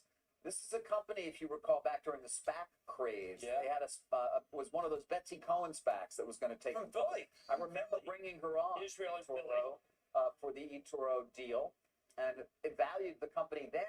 This is, as you see, over 4 years ago at 10.4 billion. Right. Are you out? They Still amended the holding deal, mine. brought the value down to 8.8, and now they're getting above 4.2. Order because they're filled. talking almost 12 million. Oh, you shares blew it? at 52. So you can do the new math. That was because we just got Sorry, updated, man. but How many were you playing? but a lot less than when they looked even 4+ years Oh, ago. Of course, during the SPAC craze. 1 minute, yeah. I thought you were sized But down. Chime filed. Yes, Yeah, they're it's gonna try and 500 get is out. not much. I think Circle has filed. You know, you've got a number of different companies that may use this on, don't chop opportunity, me both out. given the lack of volatility in the markets right now, the strength in the market, to take advantage of the window. Right now, the one I'm following again is this Capital One. Not the Discover's going to close next week. That's why Coinbase got out yesterday. Right. I think that stock is going to be regarded as being a fintech company again. Because why do you believe that? Because they compete. Because Discover has a network, just like Mastercard and Visa. And I think that if Fairbank decides to come in underneath, because we go to Mercury. I tried to use Mercury Express in Europe. No one was taking it. It's the place I went to. I think Mercury Express is the greatest thing in the world. I love it. But I haven't mentioned, speaking of fintech and IPOs, Chime filing to go public. Yeah. Yeah. By the way, I just want to be clear on Clark. I don't want to slam him too much, since I do that pretty much every day. But he was Bob's getting killed Trump now. was perceived to be very pro-Israel. I did want to talk about that. He's not going to Israel. Yeah, he's had to answer questions about whether his trip has sidelined Israel as this Gaza offensive, Jim, is getting more serious. One of the reasons why I think it would be You sizing heavy? is that Israel was left off the friendly list. That was really astounding, because there had been such a great relationship between NVIDIA and Israel, and it would be, I thought this was an opportunity to see if the president was going to change these diffusion rules when it came up. Maybe it's changed for everybody, but that was something I thought was going to go to Israel. Add one more. It's Apex. Down on Add one more 300. Jim, a lot of people watching travel trends and wondering whether or not we're going to see a decline in international travel in this country this year. That said, Airbnb's reinvention, Chesky on Squawk today. Is this something you can get behind? Well, I just didn't like it. I didn't know that. I knew that New York was tough on Airbnb. I did not know that they're like nowhere. And this stock has run up very big on Chesky's. The law still looks good. I have to be a huge believer and user of Airbnb, but at At least the a same 360. time, I did not.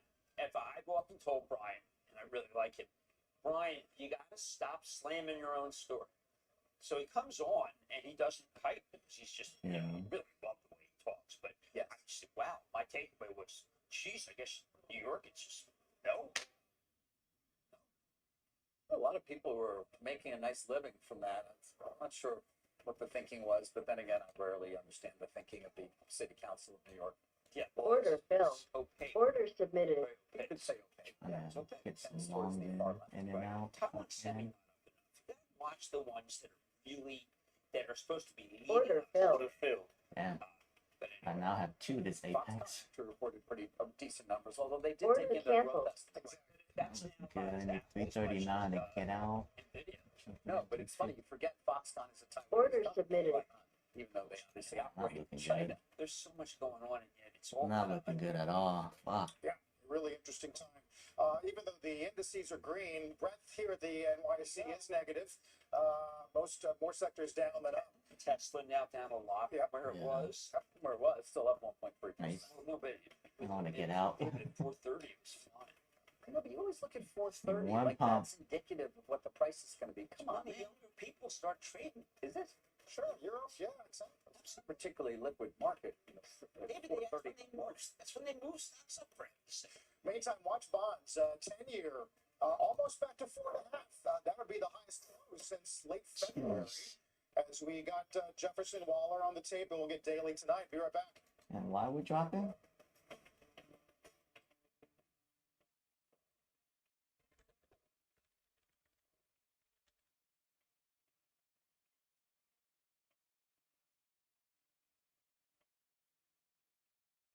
Yeah, The lots Bond around Report is 100 brought to you points by now. PIMCO, a global leader in active fixed income.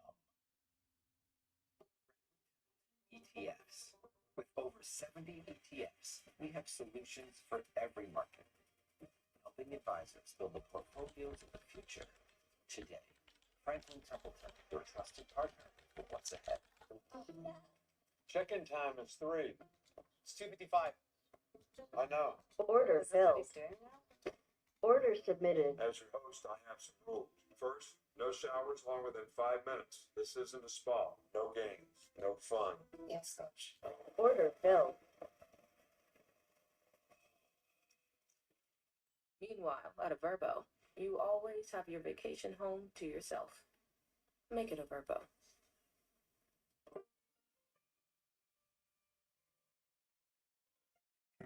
What's up, baby? What's right for the business? Yeah, it's so long. What's best for everyone, it depends on it. Solving today's challenges while creating future opportunities. It takes balance. CLA, CPAs, consultants, and wealth advisors will get you there. Without cancer research funding, my child would not have a father. My wife would not have a husband. I want to be here. Simple as that. The American Cancer Society is the country's largest nonprofit So you got squeezes on AQ. Right now, there's 2 and we need to your the help upside, now so more than hopefully ever. it'll For come just through. $25 a month, you can be the reason 3 minutes looking bad, though. Whatever you're able to donate, the impact will be everlasting. Become a monthly donor today. The average dog lives to 10. That's 10 birthdays. Oh, you're short? 10 first summer swims. Well, camping trips. At the Farmer's Dog, we don't think that's long enough. That's why Just need freshly made food 339 comes to get out. pre-portioned. Just for 318 your to get dog. out the other one. Because a dog at a healthy weight can live a longer, happier life.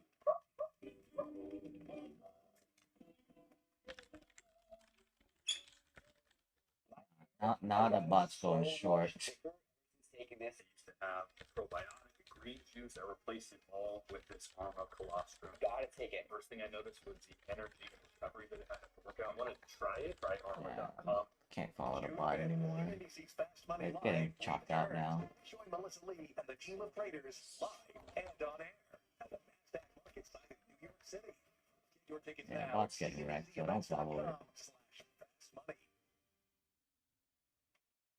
Live shot in Washington, D.C. Health and Human Services Secretary Robert F. It's Kennedy short Jr. and it pumped. is on Capitol Hill Oh, well, about to it's good for testify me. before I House need to get out. Appropriations. Order filled. Got out one. As he answers questions about cutbacks to HHS, as you might know, in April, Get me the outta agency here. began laying off about 10,000 workers, expected to have its workforce cut about a quarter. Meantime, we'll watch that closely. He testifies hell? twice today. Dow has gone into the red rather quickly, down 16 points. Stay with us. Good thing with the morning now on the bot. That's crazy. Power E-Trade's award-winning Order trading app canceled. makes trading easier. With its customizable options chain, easy-to-use tools, Order and submitted. paper trading to help sharpen your skills, Give me you can stay on 340. top of the market from wherever you are. E-Trade from Morgan Stanley. Is it how you're hoping to retire? Well, hope. Yeah, I still think more upside. I don't know why it gets all the squeezes to the upside. But Years. Now thank you you, need to just plan weird. for retirement income. Learn ways to avoid common mistakes, like being too conservative or not setting retirement goals. Have someone on your side to keep you on track. Call for Fisher's Comfortable Retirement Kit with the help you need to make your retirement a success, including the Investor's Guide to a Comfortable Retirement, 13 retirement blunders to avoid, and maximize your Social Security. Call 1-800-759-4477. Fisher tailors a plan to keep you on track for a retirement you want. And as a fiduciary, we do better when our clients do better. Call now for your Comfortable Retirement Kit. Call 1-800-759-4477. Call us today.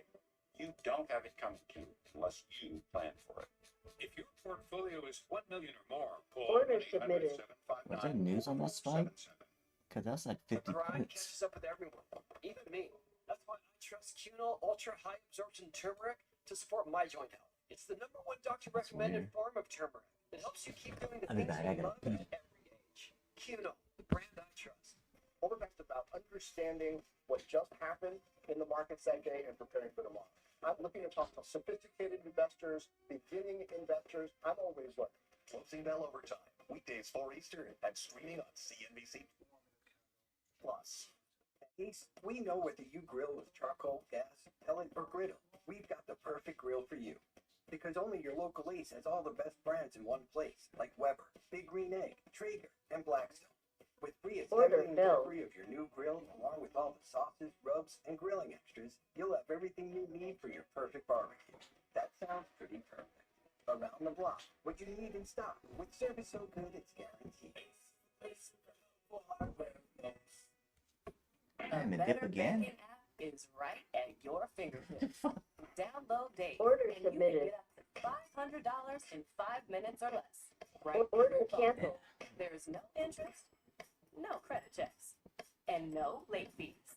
Because getting help didn't set you back. Switch to the banking app made for you, and you can get up to $500 in 5 minutes or less. Download the Dave app now, or go to dave.com today. I'm just buying the dip Let's for get now. the gym and stop trading. Bag I want to holding. talk about whether Brian Nichols is really able to turn around Starbucks or not. Now, today there's a strike, some baristas striking over dress code. They have to wear solid black. And Order submitted. Obviously, they don't want to have to put out more money. Maybe Brian Nichols helps them or not. But this is not why you buy the stock. You buy the stock because this is just like why everyone's buying apparel. China had been the problem. And suddenly he's got optionality in China. You're selling the stock because baristas don't like a black shirt. I mean, give me a break.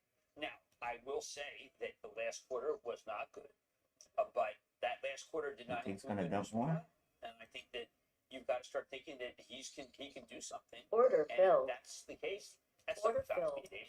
There's a Order good piece last submitted. week in restaurant business Order about the canceled. beverage business overall getting really competitive. True. That's small Order players filled. and Taco and McDonald's and others. Well, look, I've got to tell you that I think that Dutch Bros is doing incredibly well, and they resonate with Gen Z. And I think Dutch Bros, but they're going to take the country by storm. They can go all over. I happen to love it. They've got great drinks. It's been a terrific stock. But I just Order think that counting submitted. Brian Nichols out has also been just a very bad bid. He's a very good bid. How about tonight? I thought Order Donuts, which filled. is in all of this, no one, they don't have any customers more than 10%, but they are a great part of NVIDIA. And I think that when you Order look at filled. this company, they do the packaging. They actually make it so NVIDIA Order works with them to be able to make the stuff. Remember, NVIDIA is an intellectual property company, and these are the guys that really count. You can see the stock coming back. They had a good quarter. Nobody cared. I just need longing all those dips. Order submitted. I was going to ask you about Walmart this week and whether or not their guidance is going to be stale, fresh, somewhere in the middle. You know, what they ought to do is just speak softly, very big stick, Nice. because they are such a winner in this environment. It doesn't pay to actually say, listen, crush it. But Walmart, and Walmart, Amazon, Costco, big three, maybe Kroger if you want to, and then everyone else is really Apex and work on. Target shares just got crushed. can't get numbers. A boycott? I mean, the stock's down almost 30%. That's why Order I submitted. have to think the work Brian Cornell, their price is a little too high. They have a lot of stuff coming that's made overseas. They're private label, but I don't know. Jim, we'll see you tonight. Yen Money, 6 p.m. Eastern Time. Relatively flat tape here at the open. Dow's up 2, S&P down 5. Don't go away. The club is really about empowerment. Empower you to manage your own money. One of the key benefits for me is knowing what Jim is going to buy or sell before he does it. He teaches how to invest versus just what trades to make. What I like about Jim is he makes it easy for someone like me to understand how to invest my money properly. I need 340 to get out. Get invested. Join the club today. Go to cnbc.com/. No, I'm still long at 339. Did you know taking Xyzal at night? Yeah, I'm still bagging that one. So you wake refreshed for a more productive day. Get 24-hour continuous relief that does not fade. Be wise all. Take Xyzal at night. Introducing AG1 Order Next submitted. Gen. The daily health drink backed by 4 rigorously designed clinical trials. Next Gen is clinically shown to increase healthy gut bacteria by over 10 times and to close common nutrient gaps. It's one drink for whole body health. The next generation of AG1 is here. New projects means new project managers. You need to hire. I mean, Indeed. Indeed, you do.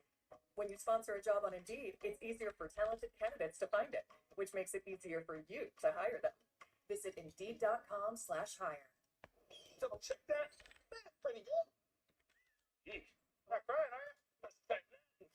Ooh. Wait, what was that? What? No, don't worry about that. Here we go. Asking the right question can greatly affect your future. Are you qualified to do this? What?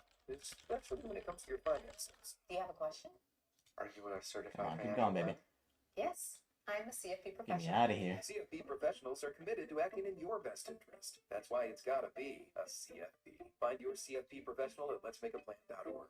Did you know that somebody could literally steal your house? Yeah, that is a thing that happens. Are you going long It's now? when a criminal forges your signature on one document, uses one fingerprint, they then take Yeah, out both 3 your NQs ex, squeezing and the long worst part of soon it is, you on don't even the know what's radar happening screen. until you Well, start 2. getting collections and foreclosure notices.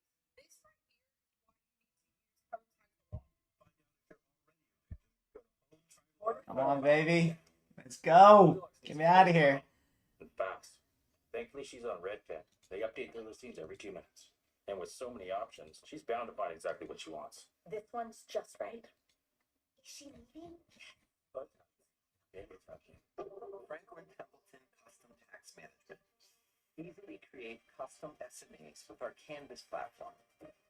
And help Nice long. investors keep Damn it, more come on. I of didn't what they couldn't earn. get out.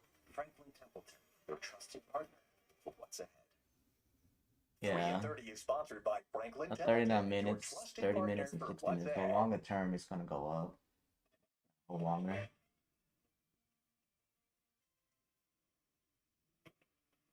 Good Wednesday morning. Welcome to Walk of the Street. I'm Carl Quintanilla with Mike Santoli, David Faber, live at Post 9 at the New York Stock Exchange. Sarah Eisen's on assignment. Bulls continue to work with some slim year-to-date gains so 400 far would be on nice. the S&P and NASDAQ.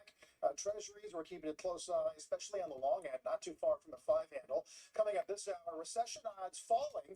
Goldman Sachs slashes its probability of a recession in the next 12 months and raises its growth forecast. The firm's chief U.S. economist is going to join us to break down that call. Plus, the CEO of Coinbase will be with us as the stock jumps 30% this week on news of its inclusion into this S&P 500. All right, we are 30 minutes into the trading session. Here are 3 big movers we're watching. Tesla shares are gaining. The company reportedly resuming imports of Chinese parts for its Cybercat and semi-production here in the U.S., while the Financial Times says a new pay deal could be in the works for CEO Elon Musk. The stock is the best performer in the Mag 7 over the last 1 month after having been the worst performer going into those market lows. United Health is trying to rebound. One of the best performers on the S&P and Dow after yesterday's 18% plunge on pulled guidance and a surprise CEO exit. KeyBank cutting estimates, but writing that the company is, quote, staying on the struggle bus. And watch AMD, the stock in the green after announcing a new $6 billion share buyback plan. And optimism grows around loosening trade rules for the group. And on news of a Saudi chip deal, you see the shares up 5% right now. Speaking of chips, NVIDIA building on strong gains following the China tariff pause and news of a big AI agreement of its own to sell its highest-end chips to Saudi Arabia. A number of bullish calls as well followed on the Saudi news. Bernstein, for example, writing that for investors worried about AI CapEx sustainability, we now have another deep-pocketed customer willing and capable of spend. NVIDIA's market cap, by the way, now above $3 trillion. At 277. Apple, Hopefully we hit that again. Microsoft still exceeds all of them. You know, Mike, we mentioned this on the 9, but I had a couple of people say to me, one in particular, everyone's back in on the AI trade as if nothing happened. Yes. I'm just curious your thoughts about that and whether that resonates. It's largely true. Obviously, when all of the focus and all of the pressure was coming from the trade story, there was a constant monitoring of, well, has the AI theme really shifted? Obviously, it's stuck in this area. The hyperscalers more or less ratified that. Yep. Finally, over a 6 or 12-month basis, the Mag 7 has done nothing. So they're basically pretty much back where they started. The valuations are below, certainly below peak, and below probably their average for the last couple of years. And we're also at the time of the year, this sounds silly, but where you're going to start to say 2026 estimates are more relevant and you can lean on them a little bit more. So I think all those things together, combined with the fact that 15 minutes is confusing. Grab exposure to the U.S. I can't tell if it's going to go up or down. It's like flatlining. And during this rally, that's how you do it.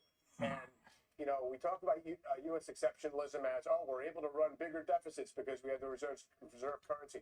In equity market terms, U.S. exceptionalism is we have a half dozen completely dominant companies with trillion-dollar-plus market caps that, you know, that are kind of their own ecosystem. And that conceivably are growing faster than the overall market, the earnings for the overall market. No, exactly. And so, you know, NVIDIA, what's the next fiscal year, which is basically, you know, 2026, calendar 2026, it's going to be $250 billion in revenue and $136 billion in net income. That's what the projection is right now. The company's going to have more than $200 billion in free cash flow this year and next. It's got to do something with it. It only spends under $5 billion. Yeah, I still like it long. It's a remarkable business. Doesn't matter if I like it or not. I'm holding it long. You know, $3 trillion. Expecting there may be a return to capital pretty significant given the numbers. Almost have to, right? I think. Yeah. Unless they're coming up with a completely new thing they're going to do. Right. So that would be the Apple playbook post iPhone. You had the huge bulge in earnings power from the services and margins. And then all of a sudden it's like, we're well, trying. we got to start doing, you know, heroic buyback. That said, Goldman's got a great chart today looking at what's outperformed mega cap tech since the beginning of 22. Just won't get over 330. It's true. I mean, a lot of it is the starting point, right? European banks were just discarded. And that's why, I mean, tech in general has just been a market performer over the last year.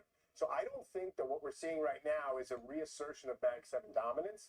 I think it's a revival cycle. I don't think we're going back to the days when we're going to peak PEs. I think you're going to be sensitive to, you know, exactly how much life is left in the AI hardware data center cycle. But that doesn't mean there's not upside from here. So That's I think good, right? we can participate and try to figure out if there's going to be a broader leadership shift. I think consumer cyclicals matter a lot more in terms of determining the veracity and the endurance of this current rebound rally. Right. That's why we're keeping a close eye on some other names in retail, for example. Turning to the broader economy, Goldman, speaking of Goldman, reduces its recession odds from 45% down to 35% and raises the growth forecast for the U.S. following that trade war detente with China. Goldman Sachs chief U.S. economist David Merkel joins us here at Post 9. David, great to have you back. Thanks for the time. So we've talked a lot about the Goldman House view That not look in good. the depths of April. How much positive would you say you're turning, if at all? Yeah, I would say we've avoided a worst case scenario. So we've avoided the sort of production disruptions that we would have seen with tariffs at levels that would have blocked trade between the U.S. and China. We had already assumed in our forecast that a 145% increase in the tariff rate was not going to be sustainable.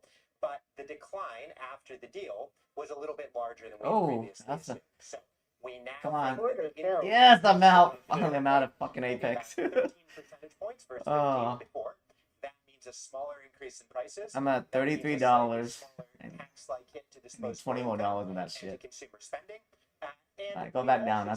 I'll read long. Easing in financial conditions, which means surprisingly to me that despite having tariffs that are about 8 times as large as in 2019, market's taking it pretty well, and so that means less financial amplification of the growth there. Just some of your peers might argue, a 13-14% average tariff is still a tax hike, one of the biggest since the Second World War. You and took that some the profit, economy's right? not I hope you absorbed that. did. How hard will that be? Yeah, I think that's absolutely right. Oh, I would say we are in a good place, as good of a place as we could be to absorb that, in that profit margins are starting Still on high, the eval layoff at rate is starting 348, low, so private hopefully sector we hit balance sheets are later. starting in very good shape. Order And so canceled. companies probably won't be jumping to lay off a lot of people. We do Order think this will be a submitted. year where economic performance is mediocre. 1% GDP growth is about half of our estimate of potential. We think the unemployment rate will drift up a little to about 4.5%, but a less bad outcome than we had assumed under higher tariffs. That kind of muddle through or, just above stall speed type of outlook, where does that leave the Fed? Because if they're still getting job growth, if it's just a slow drift higher in the unemployment rate, and they're still going to be a little bit stringent about trying to get PCE inflation down toward 2%, does it just mean on hold indefinitely? With what? I think with the message from the FOMC has been inflation's high. Some survey measures of Oh, inflation it's just one of expectations guy are from high. other The bar to Discord. cut is going to be Long higher than it was in 2019 buddy of when mine. they did move very preemptively. This time they want to He see some doesn't real like economic Trump. data.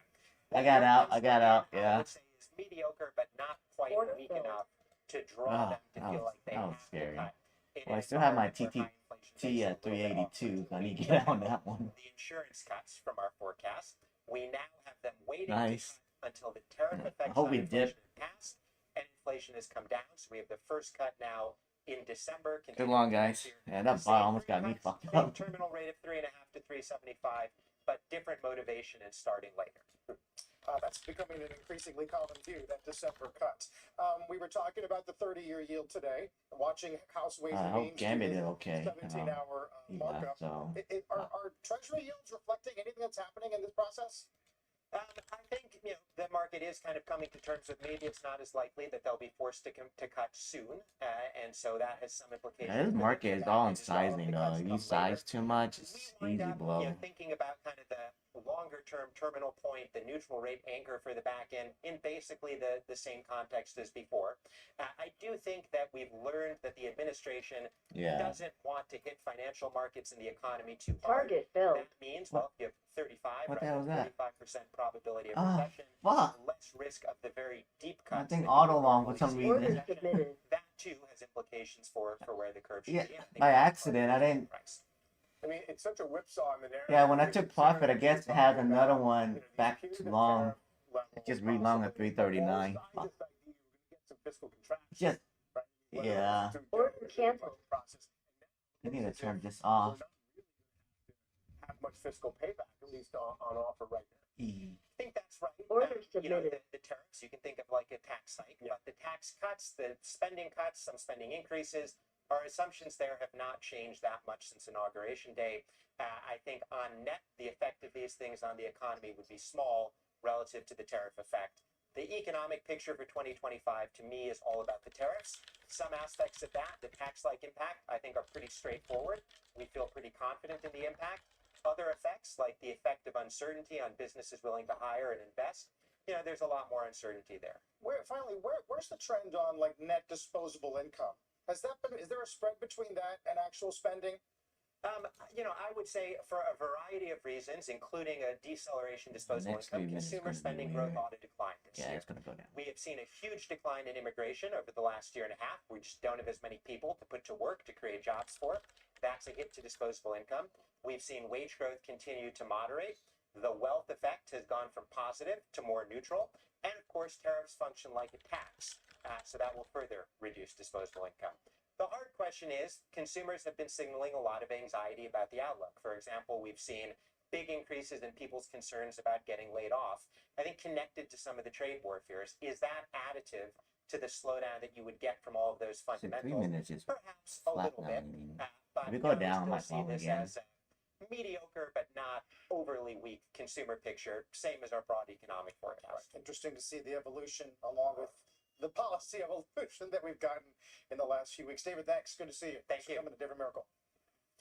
All right, here's our roadmap for the rest of the hour. Coinbase surging this week on news. It's joining the S&P 500 CEO Brian Armstrong will join us to talk about that news along with regulation and growing competition. Plus, the FAA is meeting right now with airlines in order to try and cut capacity at Newark Airport. Yeah. As follows problems at that airport. We will bring you the latest.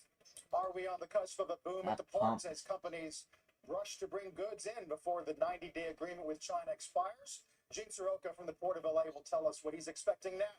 As Walk on the Street continues after this. My long run, I'm still holding it. That's at 339. Vision to see what's possible. And the grit to make it happen. Morgan Stanley can help create the future. Let's see.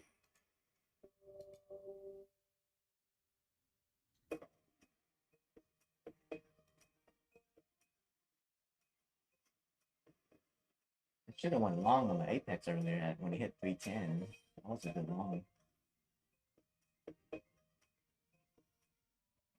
Catches up with everyone, There even we me. go. It's kind of That's back why I up. trust Cunol Ultra High Absorption Turmeric to support my joint Order health. filled. It's the #1 doctor recommended form of turmeric. Yeah, I to got help out you for keep doing the good. things I'm gonna you move love my at long every down age. to Cunol, 310. the brand I trust. Discovering innovation today helps drive growth tomorrow. As Hey, you can't. It's too hard to short this market. It's just buy the dip now. That's all you can do. opportunities. PGIM Investments, shaping tomorrow today.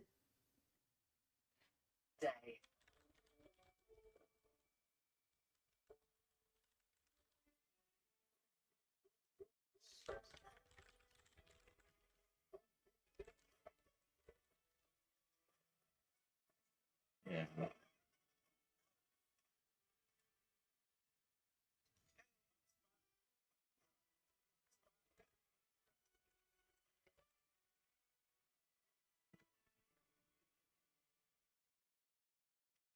New Mango Rush is a delicious kick of mango flavor, and you can only get it in Little Caesars because of our Mango Rush tree.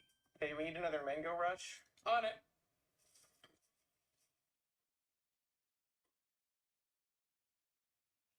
Take your time. How many do you need? Just one? We're barely up today. It's only up 0.3%. It's not much. Caesars only for a limited time. Pizza, pizza. Wow, you guys did great with this place. Yeah, and it was easy to buy with all the help we got from Navy Federal Credit Union.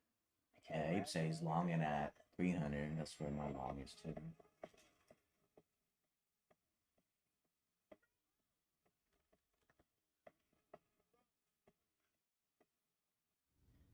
So what's shaking? Shaking. Navy Federal Credit. Our members are the mission. President continues his trip in the Middle East today, out with some comments on Boeing. And for that, we'll get to him and Jeff. Stay in. Hey, Carl, that's right. The president continues his deal-making trip. He's in Doha, Qatar this morning, and he is announcing a major deal for Boeing, a purchase of 160 aircraft, the president says. He calls it the largest deal ever for Boeing. In a signing ceremony with the Emir of Qatar, the president appearing Order very canceled. pleased, to make this announcement, Carl. It's a major deal for American manufacturing. Order That's part submitted. of why the president has been on this trip, is to generate a lot Order of business filled. activity for American companies. He appears to be doing it again right What now. went long? We're just looking at Boeing Order share price, filled. Eamon. Yeah, that's a good one. 206 was 128 on April 7th. That's almost a 60% gain in 4 or 5 weeks. Yeah.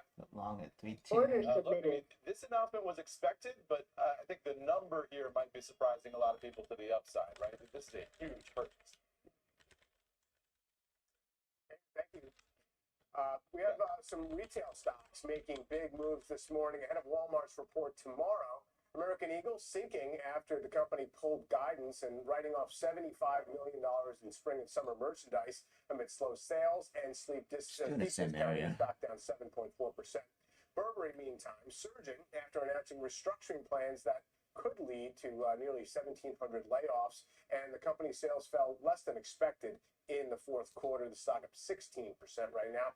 Some relief for PVH shares as well after a rough start to the year. Jefferies upgrading the Calvin Klein parent to buy from hold, arguing shares can rally 30% from here, in part due to improving trade relations with China. Shares up 6.5% right now. it's conceivable those improving trade relations could have an impact on the ports. Some shipping analysts expecting retailers to take advantage of the lower tariffs on Chinese imports during this 90-day pause and use that time to rapidly import some goods. Joining us now on set is the Port of Los Angeles Executive Director. Yeah, 3 minutes on the Oscar races chart. It's gonna get 15 minutes, like flatlining, Gene, go what both are your ways. Just don't expectations know. for a surge? And obviously, we want to also know what you're seeing right now in real time as well at the ports. Yeah, David, last week we saw a drop of about more than 30% of the cargo that we were expecting coming in. Doc For the is month of May, we were posting down some about Chinese 25%. news.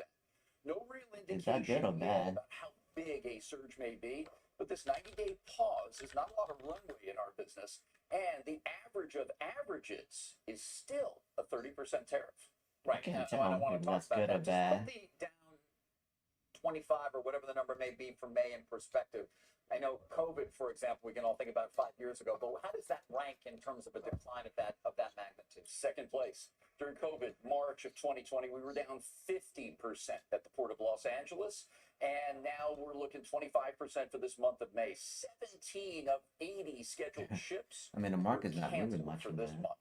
All right, so now we're dealing with 30%, at least for the next 90 days. It may go lower than that, but there's also a possibility it will either Gotta stay or get go over higher. 350. What are your expectations in terms of increased imports? Yeah. What I see right now, David, is that for Okay, I about see 4 the 3 minutes consecutive trying. weeks, will be pretty light on inbound cargo. Outbound as well. The ag sector hit specifically and really hard. Those 10% tariffs are cumulative based on other increases before. After that, we're going to start to see maybe some ship services reintroduced. For the month of June right now, there are still 11 of 80 services that have been canceled. I'll put in So on the empty shelves 315 narrative, right now, long. this is a big step If we from hit. the ports, but is there danger of that still, given the interruption in April? Yeah, depending on how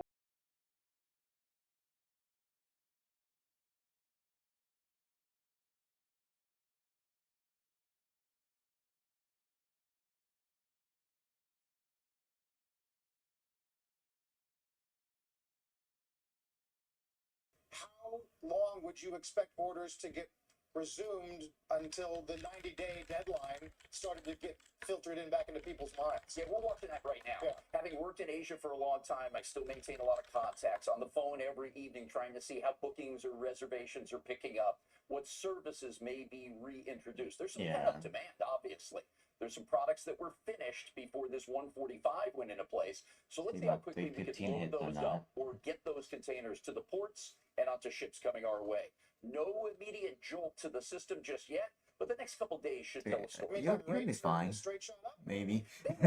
But please remember that in the Trans-Pacific trade, about 90 to 95% of all 3 that minute business squeeze is on the radar contracted screen annually. looks The spot rate is on a small kind of amount of bad, cargo, I think. I can't is tell. one of the indicators that we But watch. the 39, 30, and Cargo 60 that minute you're looks seeing good does to the come from upside. China, or I don't know if that's possible, and or the other countries, obviously, because we're still talking about South Korea and Japan and Vietnam and so many others of our trading partners that also have Order filled. Right, David, 39% of our business portfolio was Order attributable on the submitted. import and export side.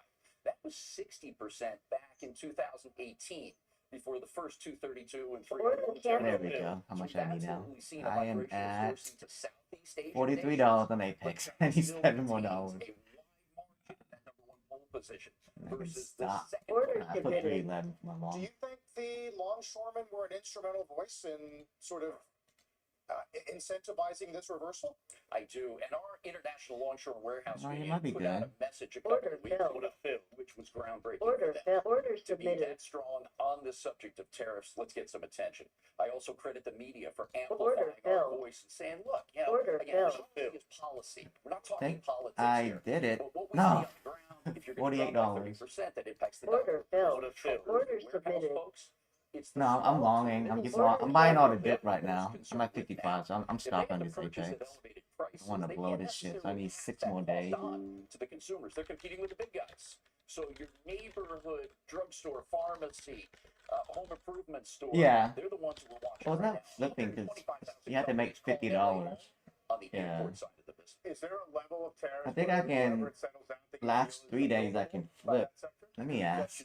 I'm not sure on that one. What I hear from importers customers right now is they're going to negotiate a little bit with their manufacturers, see what they can do based on terms of sale, landed price.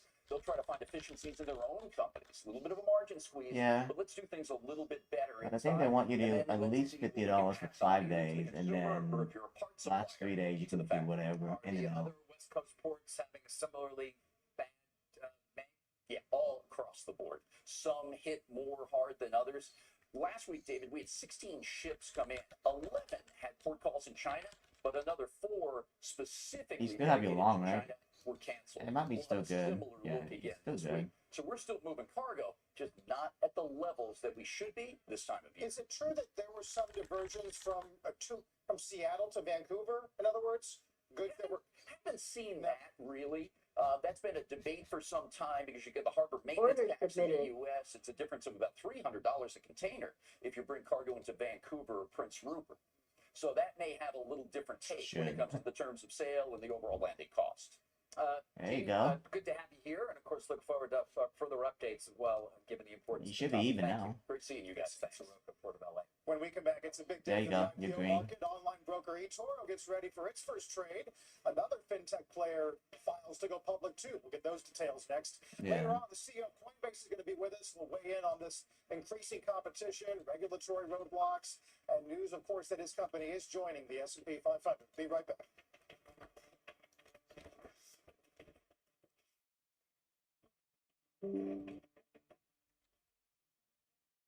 Yeah, I don't. My data keep freezing on Lucid.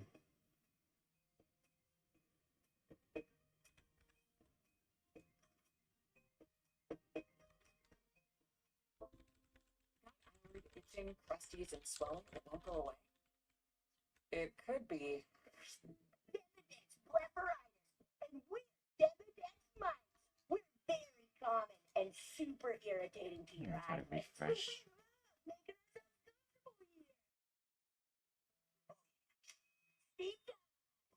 If Demodex mites are partying it up on your eyelids, it's time to eliminate the root of the problem with Xdemvy. With 1 drop in each eye twice a day, you can kill the mites in just 6 weeks. Xdemvy is the first and only FDA-approved treatment that kills the mites that cause Demodex blepharitis, a common eyelid disease. Avoid touching the tip of the bottle to your eye or other surfaces to minimize It might drop back contamination. down. Wait 15 minutes before inserting contact lenses. In clinical trials, the most common side effects were stinging and burning in 1 out of 10 patients. Up to you. It's not you, it's Demodex mites. Talk to your eye doctor today. I guess I'm not the easiest person to please. I like things just right. That's why I love Redfin's home recommendations. They know what I want even before I do. A home that's just right. Yes. One of my favorite supplements is Cunol turmeric. Order Turmeric helps canceled. with healthy joints and inflammation support, and Cunol has the #1 doctor recommended form of turmeric. Get out of 45, you can. The brand I If it hits. Our new book shows you how our simple option strategies offer you a lower cost way to trade stocks with limited downside risk and remarkable upside rewards. Get your free I copy don't like this today price at action. itsnotanoption.com. Too choppy. It's notanoption.com. Introducing AG1 Next Gen. The daily health drink backed by 4 rigorously designed Let's clinical go. There we go. trials. Next Gen is clinically shown to increase healthy gut bacteria by over 10 times and to close common nutrient gaps. It's Still one holding. drink for whole body health. The next generation of AG1 is here. Brian Sullivan, Power Lunch, weekdays 2 Eastern, CNBC. Breaking earnings news, Cisco, Walmart, Deere, Take-Two Interactive, reporting, market reaction, expert analysis, strategies for your portfolio. This week on CNBC and streaming on CNBC+. Welcome back to Squawk on the Street. Some fresh signs of life in the IPO market. Fintech company Chime filing to go public on the NASDAQ. Company says it had 8.6 million active members as of the end of March. Average revenue per active member around $250. They make money from interchange fees on their debit and credit cards. Also offer some high-yield savings accounts, free tax filing, and free payday advances. of up to $500. And not the only story in that space right now, Mike. No, exactly. Sticking with some IPO news, Israeli fintech eToro, it's an online broker, is slated to go public today after pricing above its expected range. CNBC's Tanay McKeel joins us with the latest as we await the first trade. Hi, Tanay.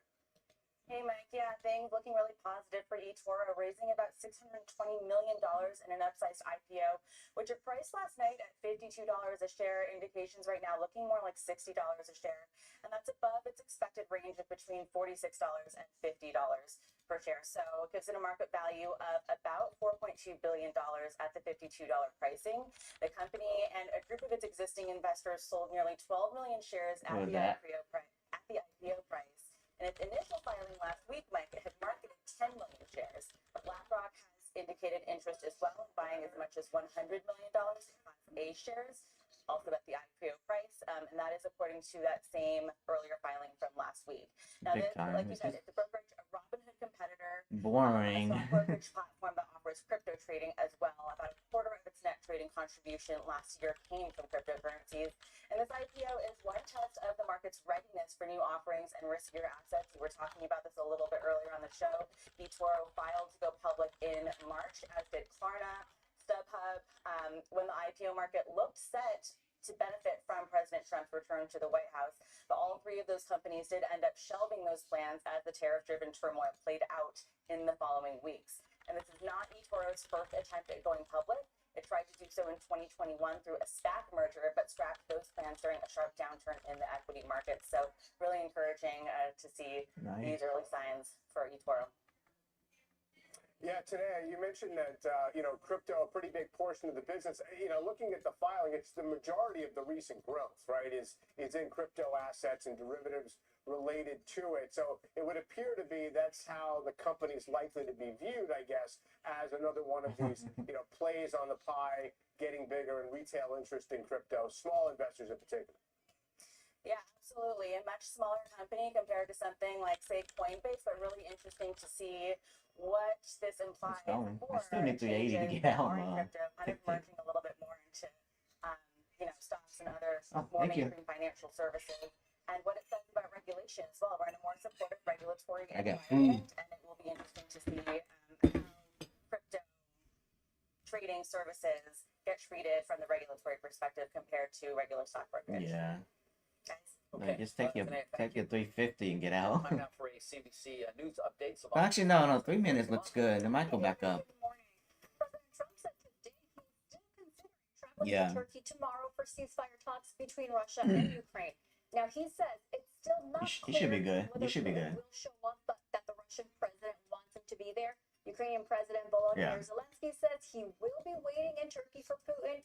If he joins, it would be the first meeting between the Russian leader and Zelensky since December 2019. Sean Diddy Combs' ex-girlfriend Cassandra Ventura is back on the stand right now in Combs' sex trafficking trial. The singer, who goes by Cassie, gave details yesterday on Combs' drug-fueled parties known as freak-offs and claimed she was fearful he would become violent if she did not participate. And California Governor Gavin Newsom announced today he wants the state to stop enrolling more low-income immigrants without legal status in the state-funded healthcare program starting in 2026. He pointed to a higher-than-expected price tag and the impact of federal tariff policies as the reason for dropping the program, which first started enrolling people in 2024. David, I'll send it back to you. All over. Breaking news this hour: Boeing moving higher. This is President Trump says Qatar Airways just placing a massive order for 150 jets. You can decide whether that's massive. We'll talk to a top analyst about what that news means for Boeing. You can see now it's the top Dow stock actually on the year's walking through. For plant-based, healthy blood pressure support, there's one brand that stands above the rest. It's Superbeats by Human, the #1 doctor, pharmacist, and cardiologist recommended B brand for heart health support. Find out how to get it 3 months with your first order at livehuman.com. Your record label is taking off, but so is your sound engineer. You need to hire. I need Indeed. Indeed you do. Our advanced matching helps find talented candidates so you can connect with them fast. Visit Indeed.com/hire. Have you heard of Chronos trading? Oh, Kono's for funding, I think. Yeah. I'm gonna ask him if you wanna pitch in on the giveaway.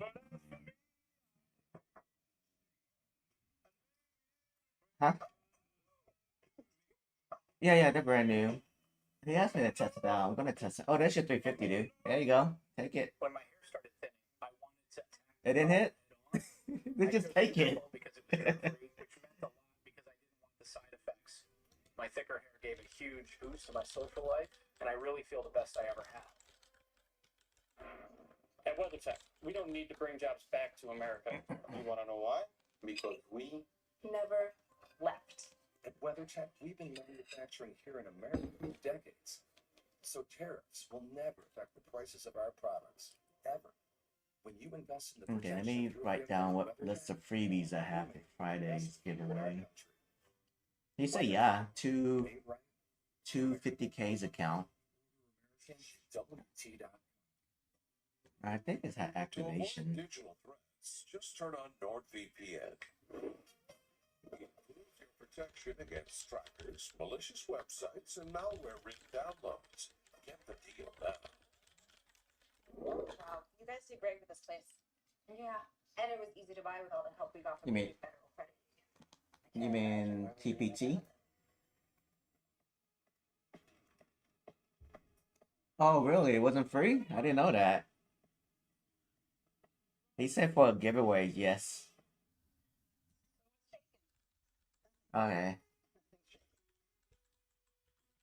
Federal Credit. Our members are the mission. You're telling me when I switch to T-Mobile, you'll give me an iPhone 16 Pro and I could keep my old phone? That's right. No trade-in. There's always a trade-in. Not at T-Mobile. For the first time ever, there's no trade-in needed. No! Yes. Also at T-Mobile, you save at least 20% versus the other big I guys. feel like I have to give you something in return for karma. Box of raisins. I'm a mom. A balloon. Banana peel. For the first time ever, when you switch to T-Mobile, get a new iPhone 16 Pro on us and keep your old phone, but there's no trade-in needed. Take whatever you want. Boeing shares on the move after President Trump confirmed a deal between the company and Qatar this hour. Let's take a listen. It's the largest order of jets in the history of Boeing. That's pretty good. It's actually 200, including the 40, so it's over $200 billion. But 160 in terms of the jets. That's fantastic. So that's a record, Kelly. And congratulations to Boeing. Get those planes out there.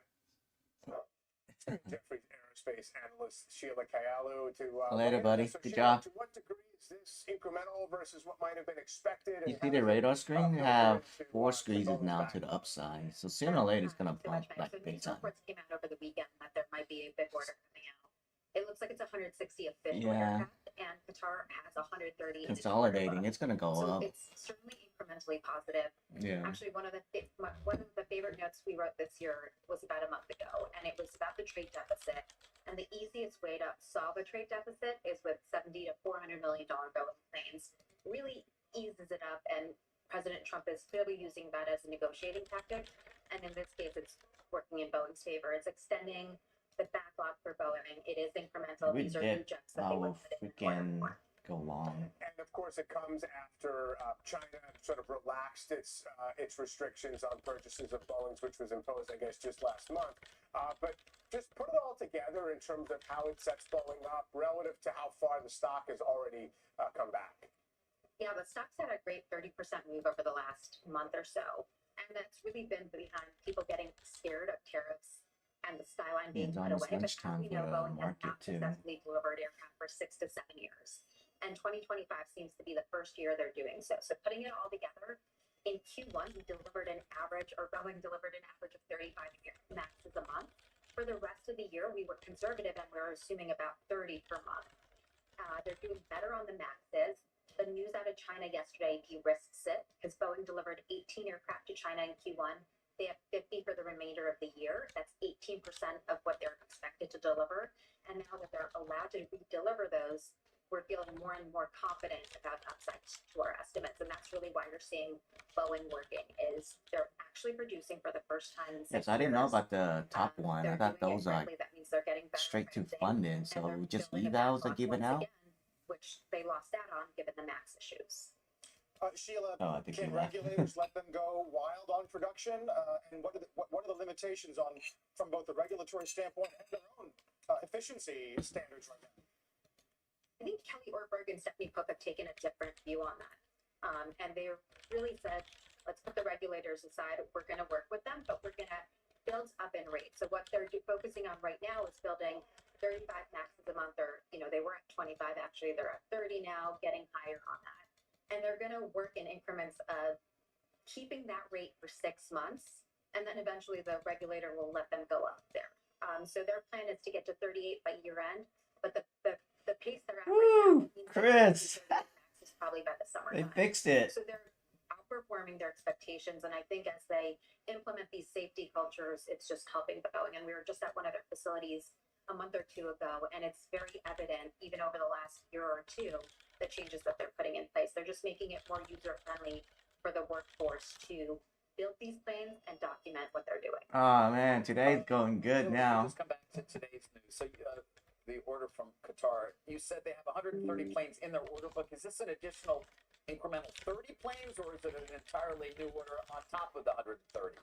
It would be we don't know officially, but it would be an incremental order of 160 planes. It's mostly wide bodies, of course, given where it's a Middle Eastern carrier. So it extends the backlog. Right now, backlogs are about 6 to 7 years for narrow bodies, about 5 years for, 5 years for the wide bodies. So it would extend the life of the 787 and just build a better backlog for that. So 160 planes additional to what Boeing already had. What they already have, right? And so delivered over what period of time? Typically? We don't know, but typically maybe 5 years or so. Some viewers had questions if it's 160 jets and a $200 billion deal. I mean, that's a lot per jet. I assume some services are rolled in there too. Is that how it would work? We don't have the exact breakdown of what types of jets it is. So it's mostly wide bodies. So I can't do math that quickly on television, but there could be services rolled into that. Planes are under warranty usually, so there might be some element of that. I don't know if there's any defense in there as well, but it's clearly an incremental order. And as we head to the Paris Air Show in about a month, we're going to see more and more of these dialogues take place, and that'll continue to help drive Boeing a bit higher. And finally, given Qatar and the airplanes, I mean, Air Force One, where are they in terms of delivering what they had promised? I think the defense side is still a work in progress. So the way we think about Boeing is commercial is really the driver of free cash flow, and about 70% of that comes from the 737. It's very important to deliver those planes on time, and then the wide bodies are an incremental 20% of that.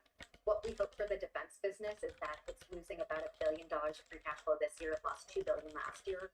We just hope that the development programs are net neutral, and they did a good job of that. If you want to be fair, they generated profit for the first time in several quarters. So all the headlines apart, we just want the defense business and the development programs there to be sort of break even at worst.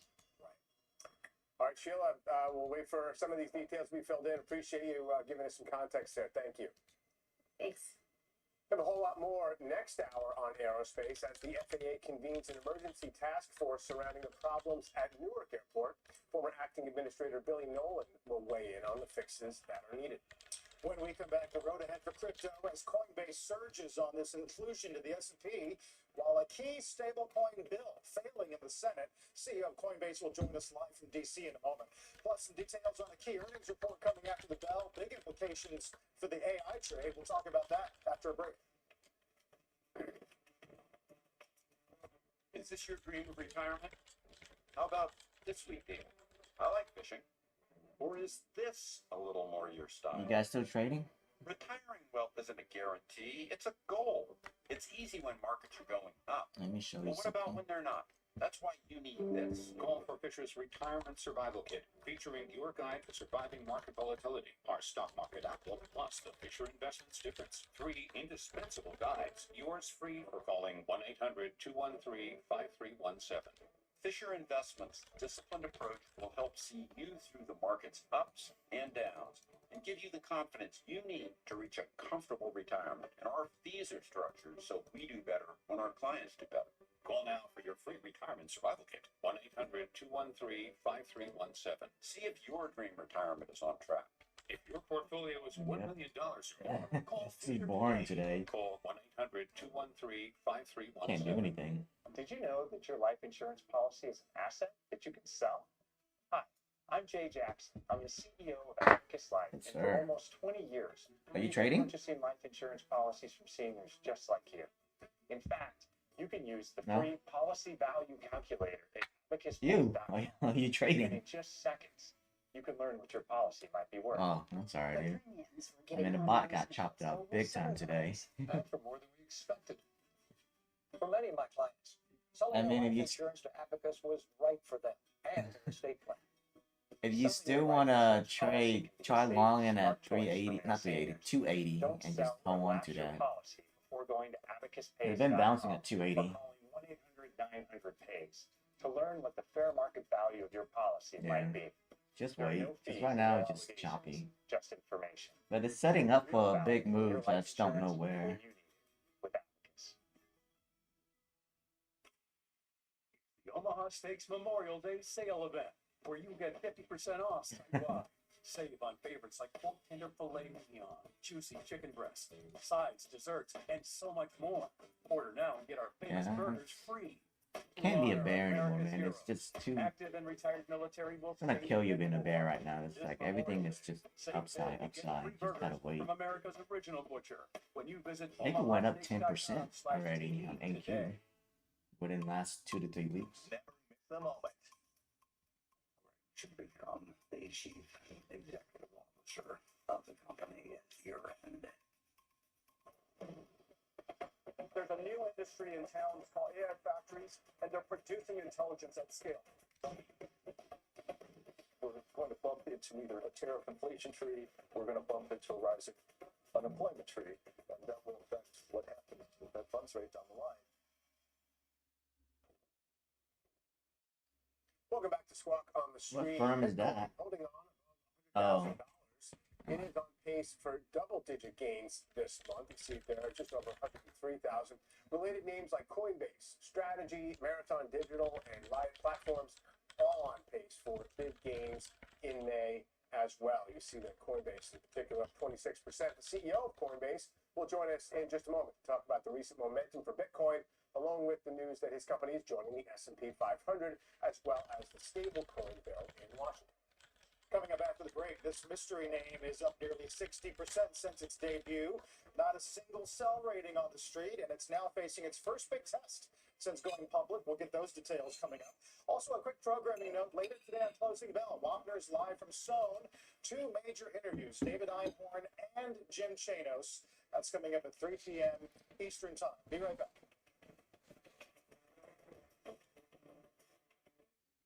CNBC Crypto World is sponsored by Crypto.com, trusted by over 100 million users worldwide.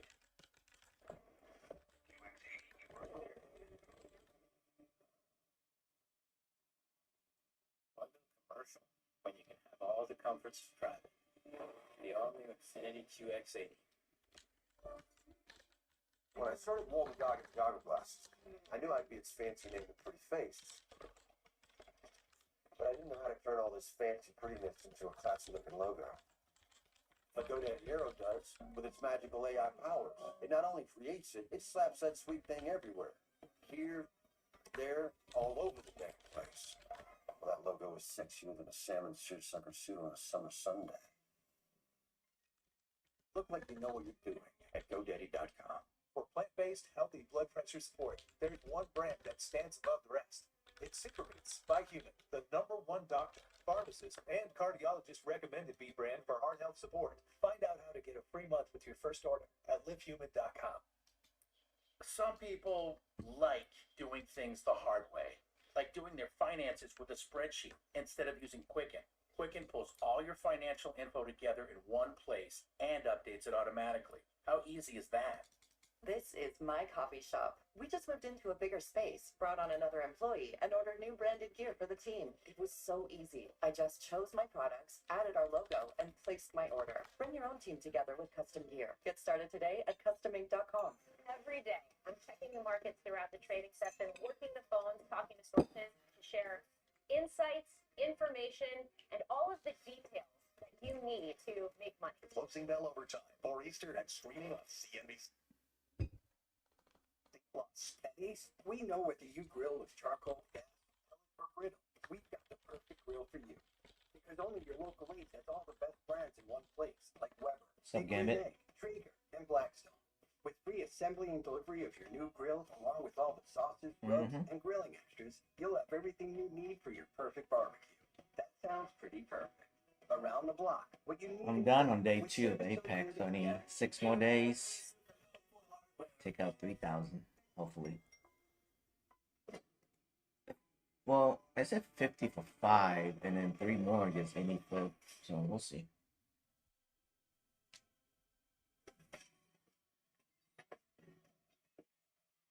But the radar screen, it's something big is coming. All the screen is showing up again. There's an easier way to bank and get up to $500 in 5 minutes or less when you download it. Shares of Coinbase up big this week after news the company S&P 500. But the outlook for crypto regulation in Washington still a bit murky. Last week, a key stablecoin bill faced a setback in the Senate when it This failed to 300 gain is enough holding, votes to so we might advance. get Let's get to Emily Wilkins 500 today. CEO of Coinbase, Brian Armstrong. Emily. All right, free activation. Brian, thanks so much for joining us today.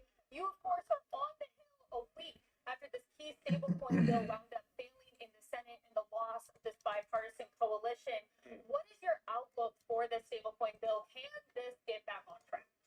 Yeah, well, I saw actually last week as well, just the first round of negotiations. I'm meeting with everybody on both sides of the aisle today, and the Senate has a lot of urgency to get this done. There's 52 million Americans who own crypto. They showed up in a big way in this last election, and what they really want from their representatives in the Senate right now is to pass sensible legislation for stablecoins. That needs to happen this week, and I think there's a lot of bipartisan support to do it. Now, the details really matter here, and we need to make sure we get this legislation right for America so we can continue to have innovation. That means crypto should be treated on a level playing field with banks and others so we continue to have financial innovation. It means that things like DeFi should not be brought into the AML rules. That would be a dramatic expansion of the AML laws into a surveillance state. We don't want that for things that aren't trusted intermediaries. That's where the AML laws should be applied.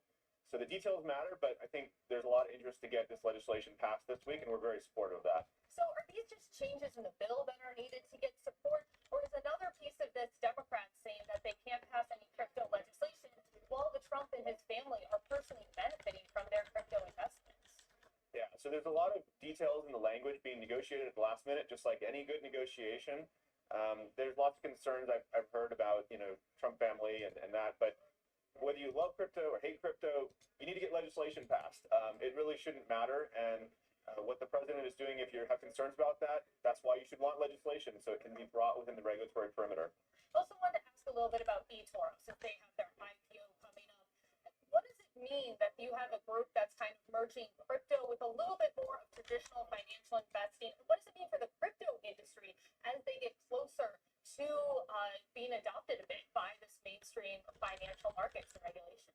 Yeah, well, we see crypto as a technology to update the financial system, and that means everybody is going to have to have crypto technology. It's kind of like when the internet first came around, and first you had .com companies, but eventually every company was using the internet. So we're really supportive, and we see that every bank, every fintech, every traditional brokerage, they're going to start adding crypto products, integrating stablecoin payment rails.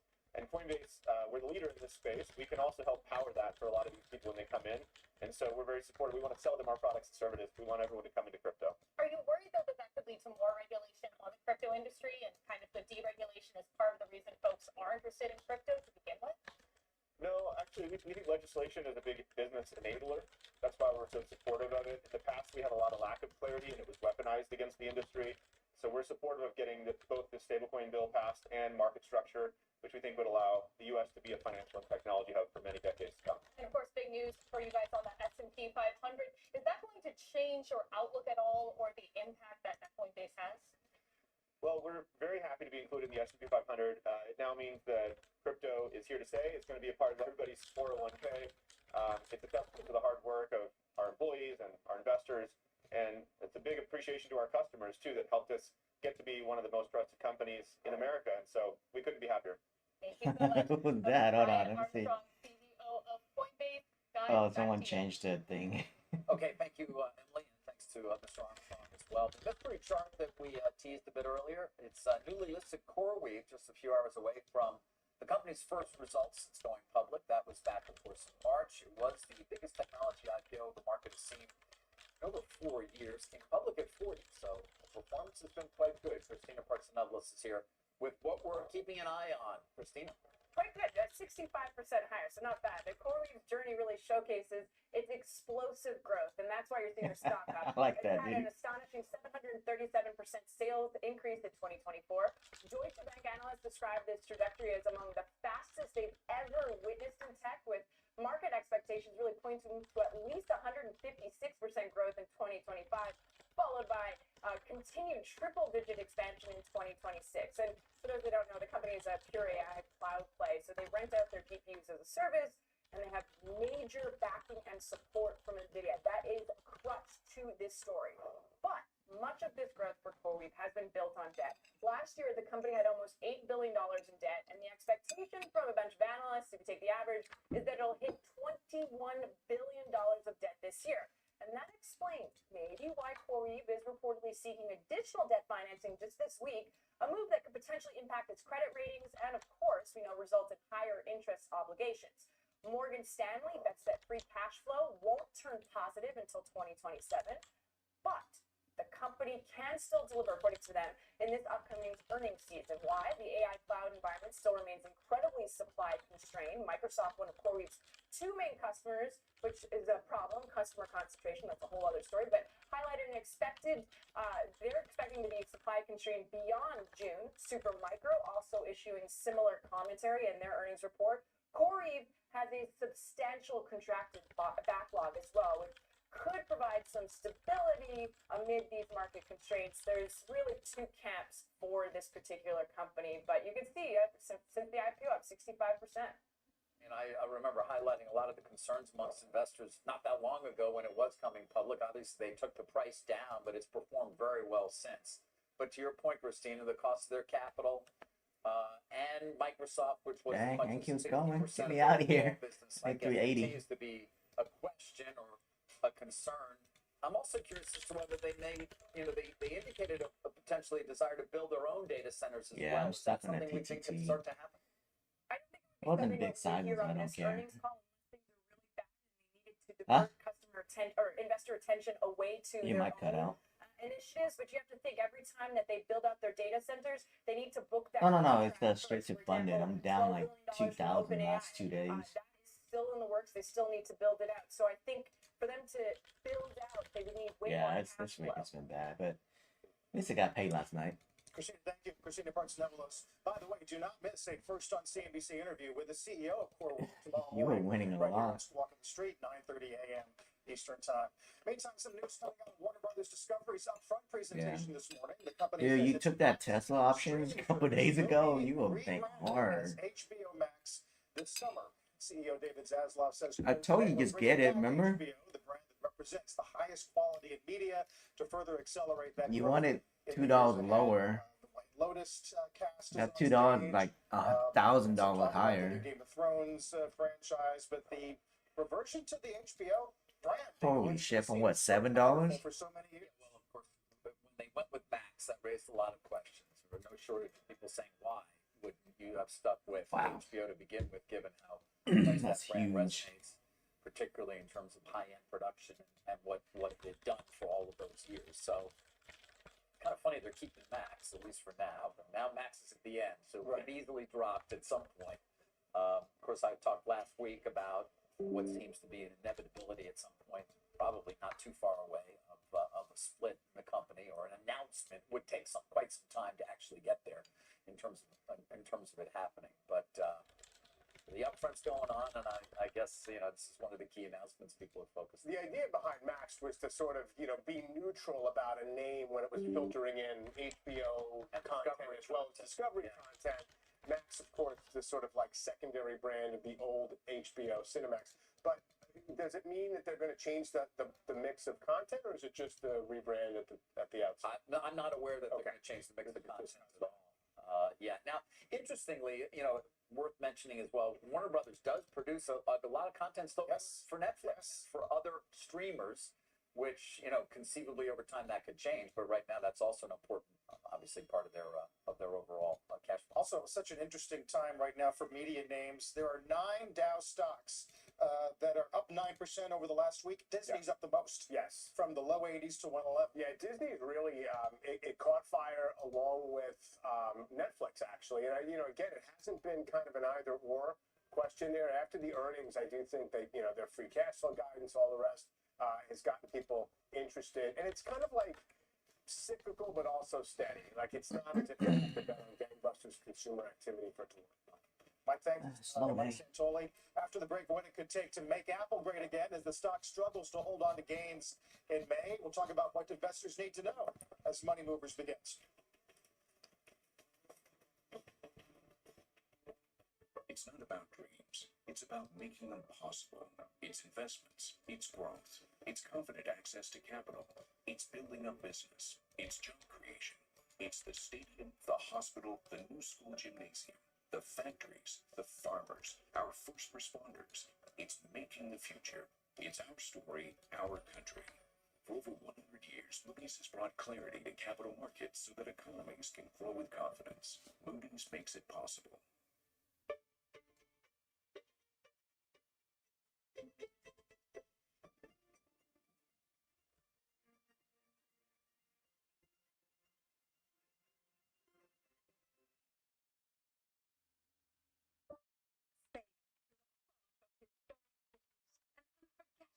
Scenery with biking. Unpack once and get closer to iconic landmarks, local life, and Do what? cultural treasures. Because when you experience Europe on a Viking longship, you'll spend less time getting there and more time being there. Viking, exploring the world in comfort. American manufacturers power our economy. At Biz2 Credit, we help them grow with fast, flexible financing. Financing that means more jobs, more growth, and more made in America. Biz2 Credit. Well, this is the tournament, so I don't really care, you know what I mean? Introducing I was doing AG1 10 Next Gen, MNQ on that, so whatever. the daily health drink backed by 4 rigorously designed clinical trials. Next Gen is clinically shown to increase healthy gut bacteria by over 10 times and to close common nutrient gaps. Nah, just It's waiting on the market. It's just chop. The next generation of AG1 is here. It's lunchtime for New York. Fast. Thankfully, she's on Redfin. They update their listings every 2 minutes. And with so many options, she's bound to find exactly what she wants. This one's just right. Is she moving? Oh, it's not. At Franklin Templeton, we're always innovating. A Yeah, leader in it's lunchtime chop. digital assets, and custom tax management. We're helping advisors Is the future it today. 11 plus? Partner for what's ahead. Experience the power of CNBC Pro. Yeah, so maybe, yeah, I think about 30 minutes that shit, yeah.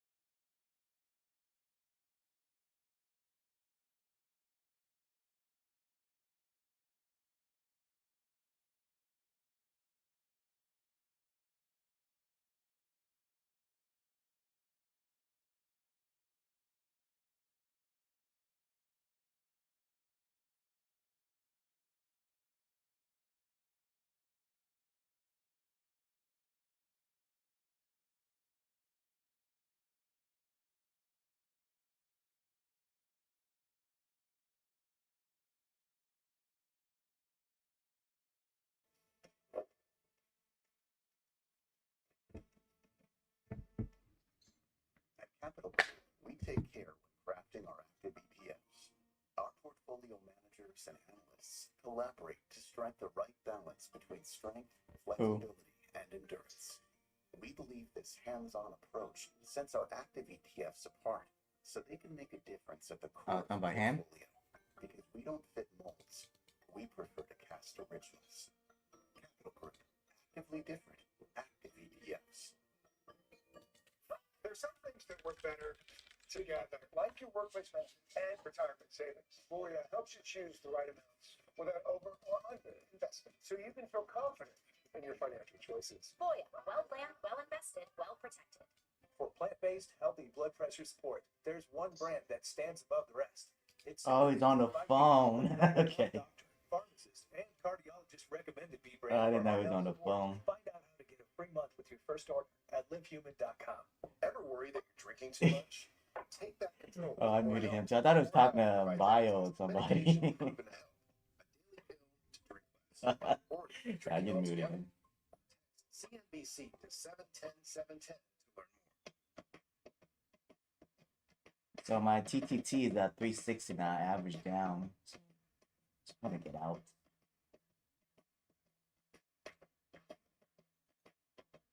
Yeah. I'm stuck long on that one since this morning. Download the Dave app and you can No, get I'm up to fine. $500 in 5 minutes or less. And access Bot's your still cash long. instantly when you transfer it to Dave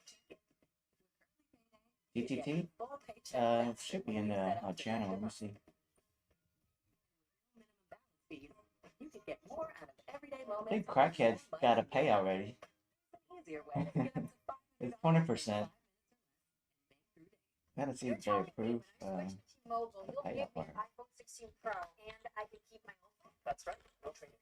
There's always a trade-in. Not at T-Mobile. For the first time ever, there's no trade-in needed. No, that's Also at T-Mobile, you save at least 20% versus the other big guys. I feel like I have to give you something in return. Oh, Box of raisins. how do we mute him? Like admin mute. I don't know how.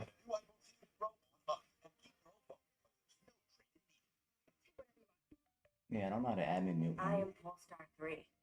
Oh, server I am mute. pure electric performance. Did that work? ISIS? From the straightaways to the hairpin turns, I am designed to be driven. The drive of tomorrow. Good shit. Later, man. I am Polestar 3.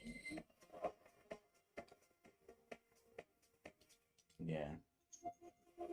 Make the switch to Polestar. Offer ends June 2nd.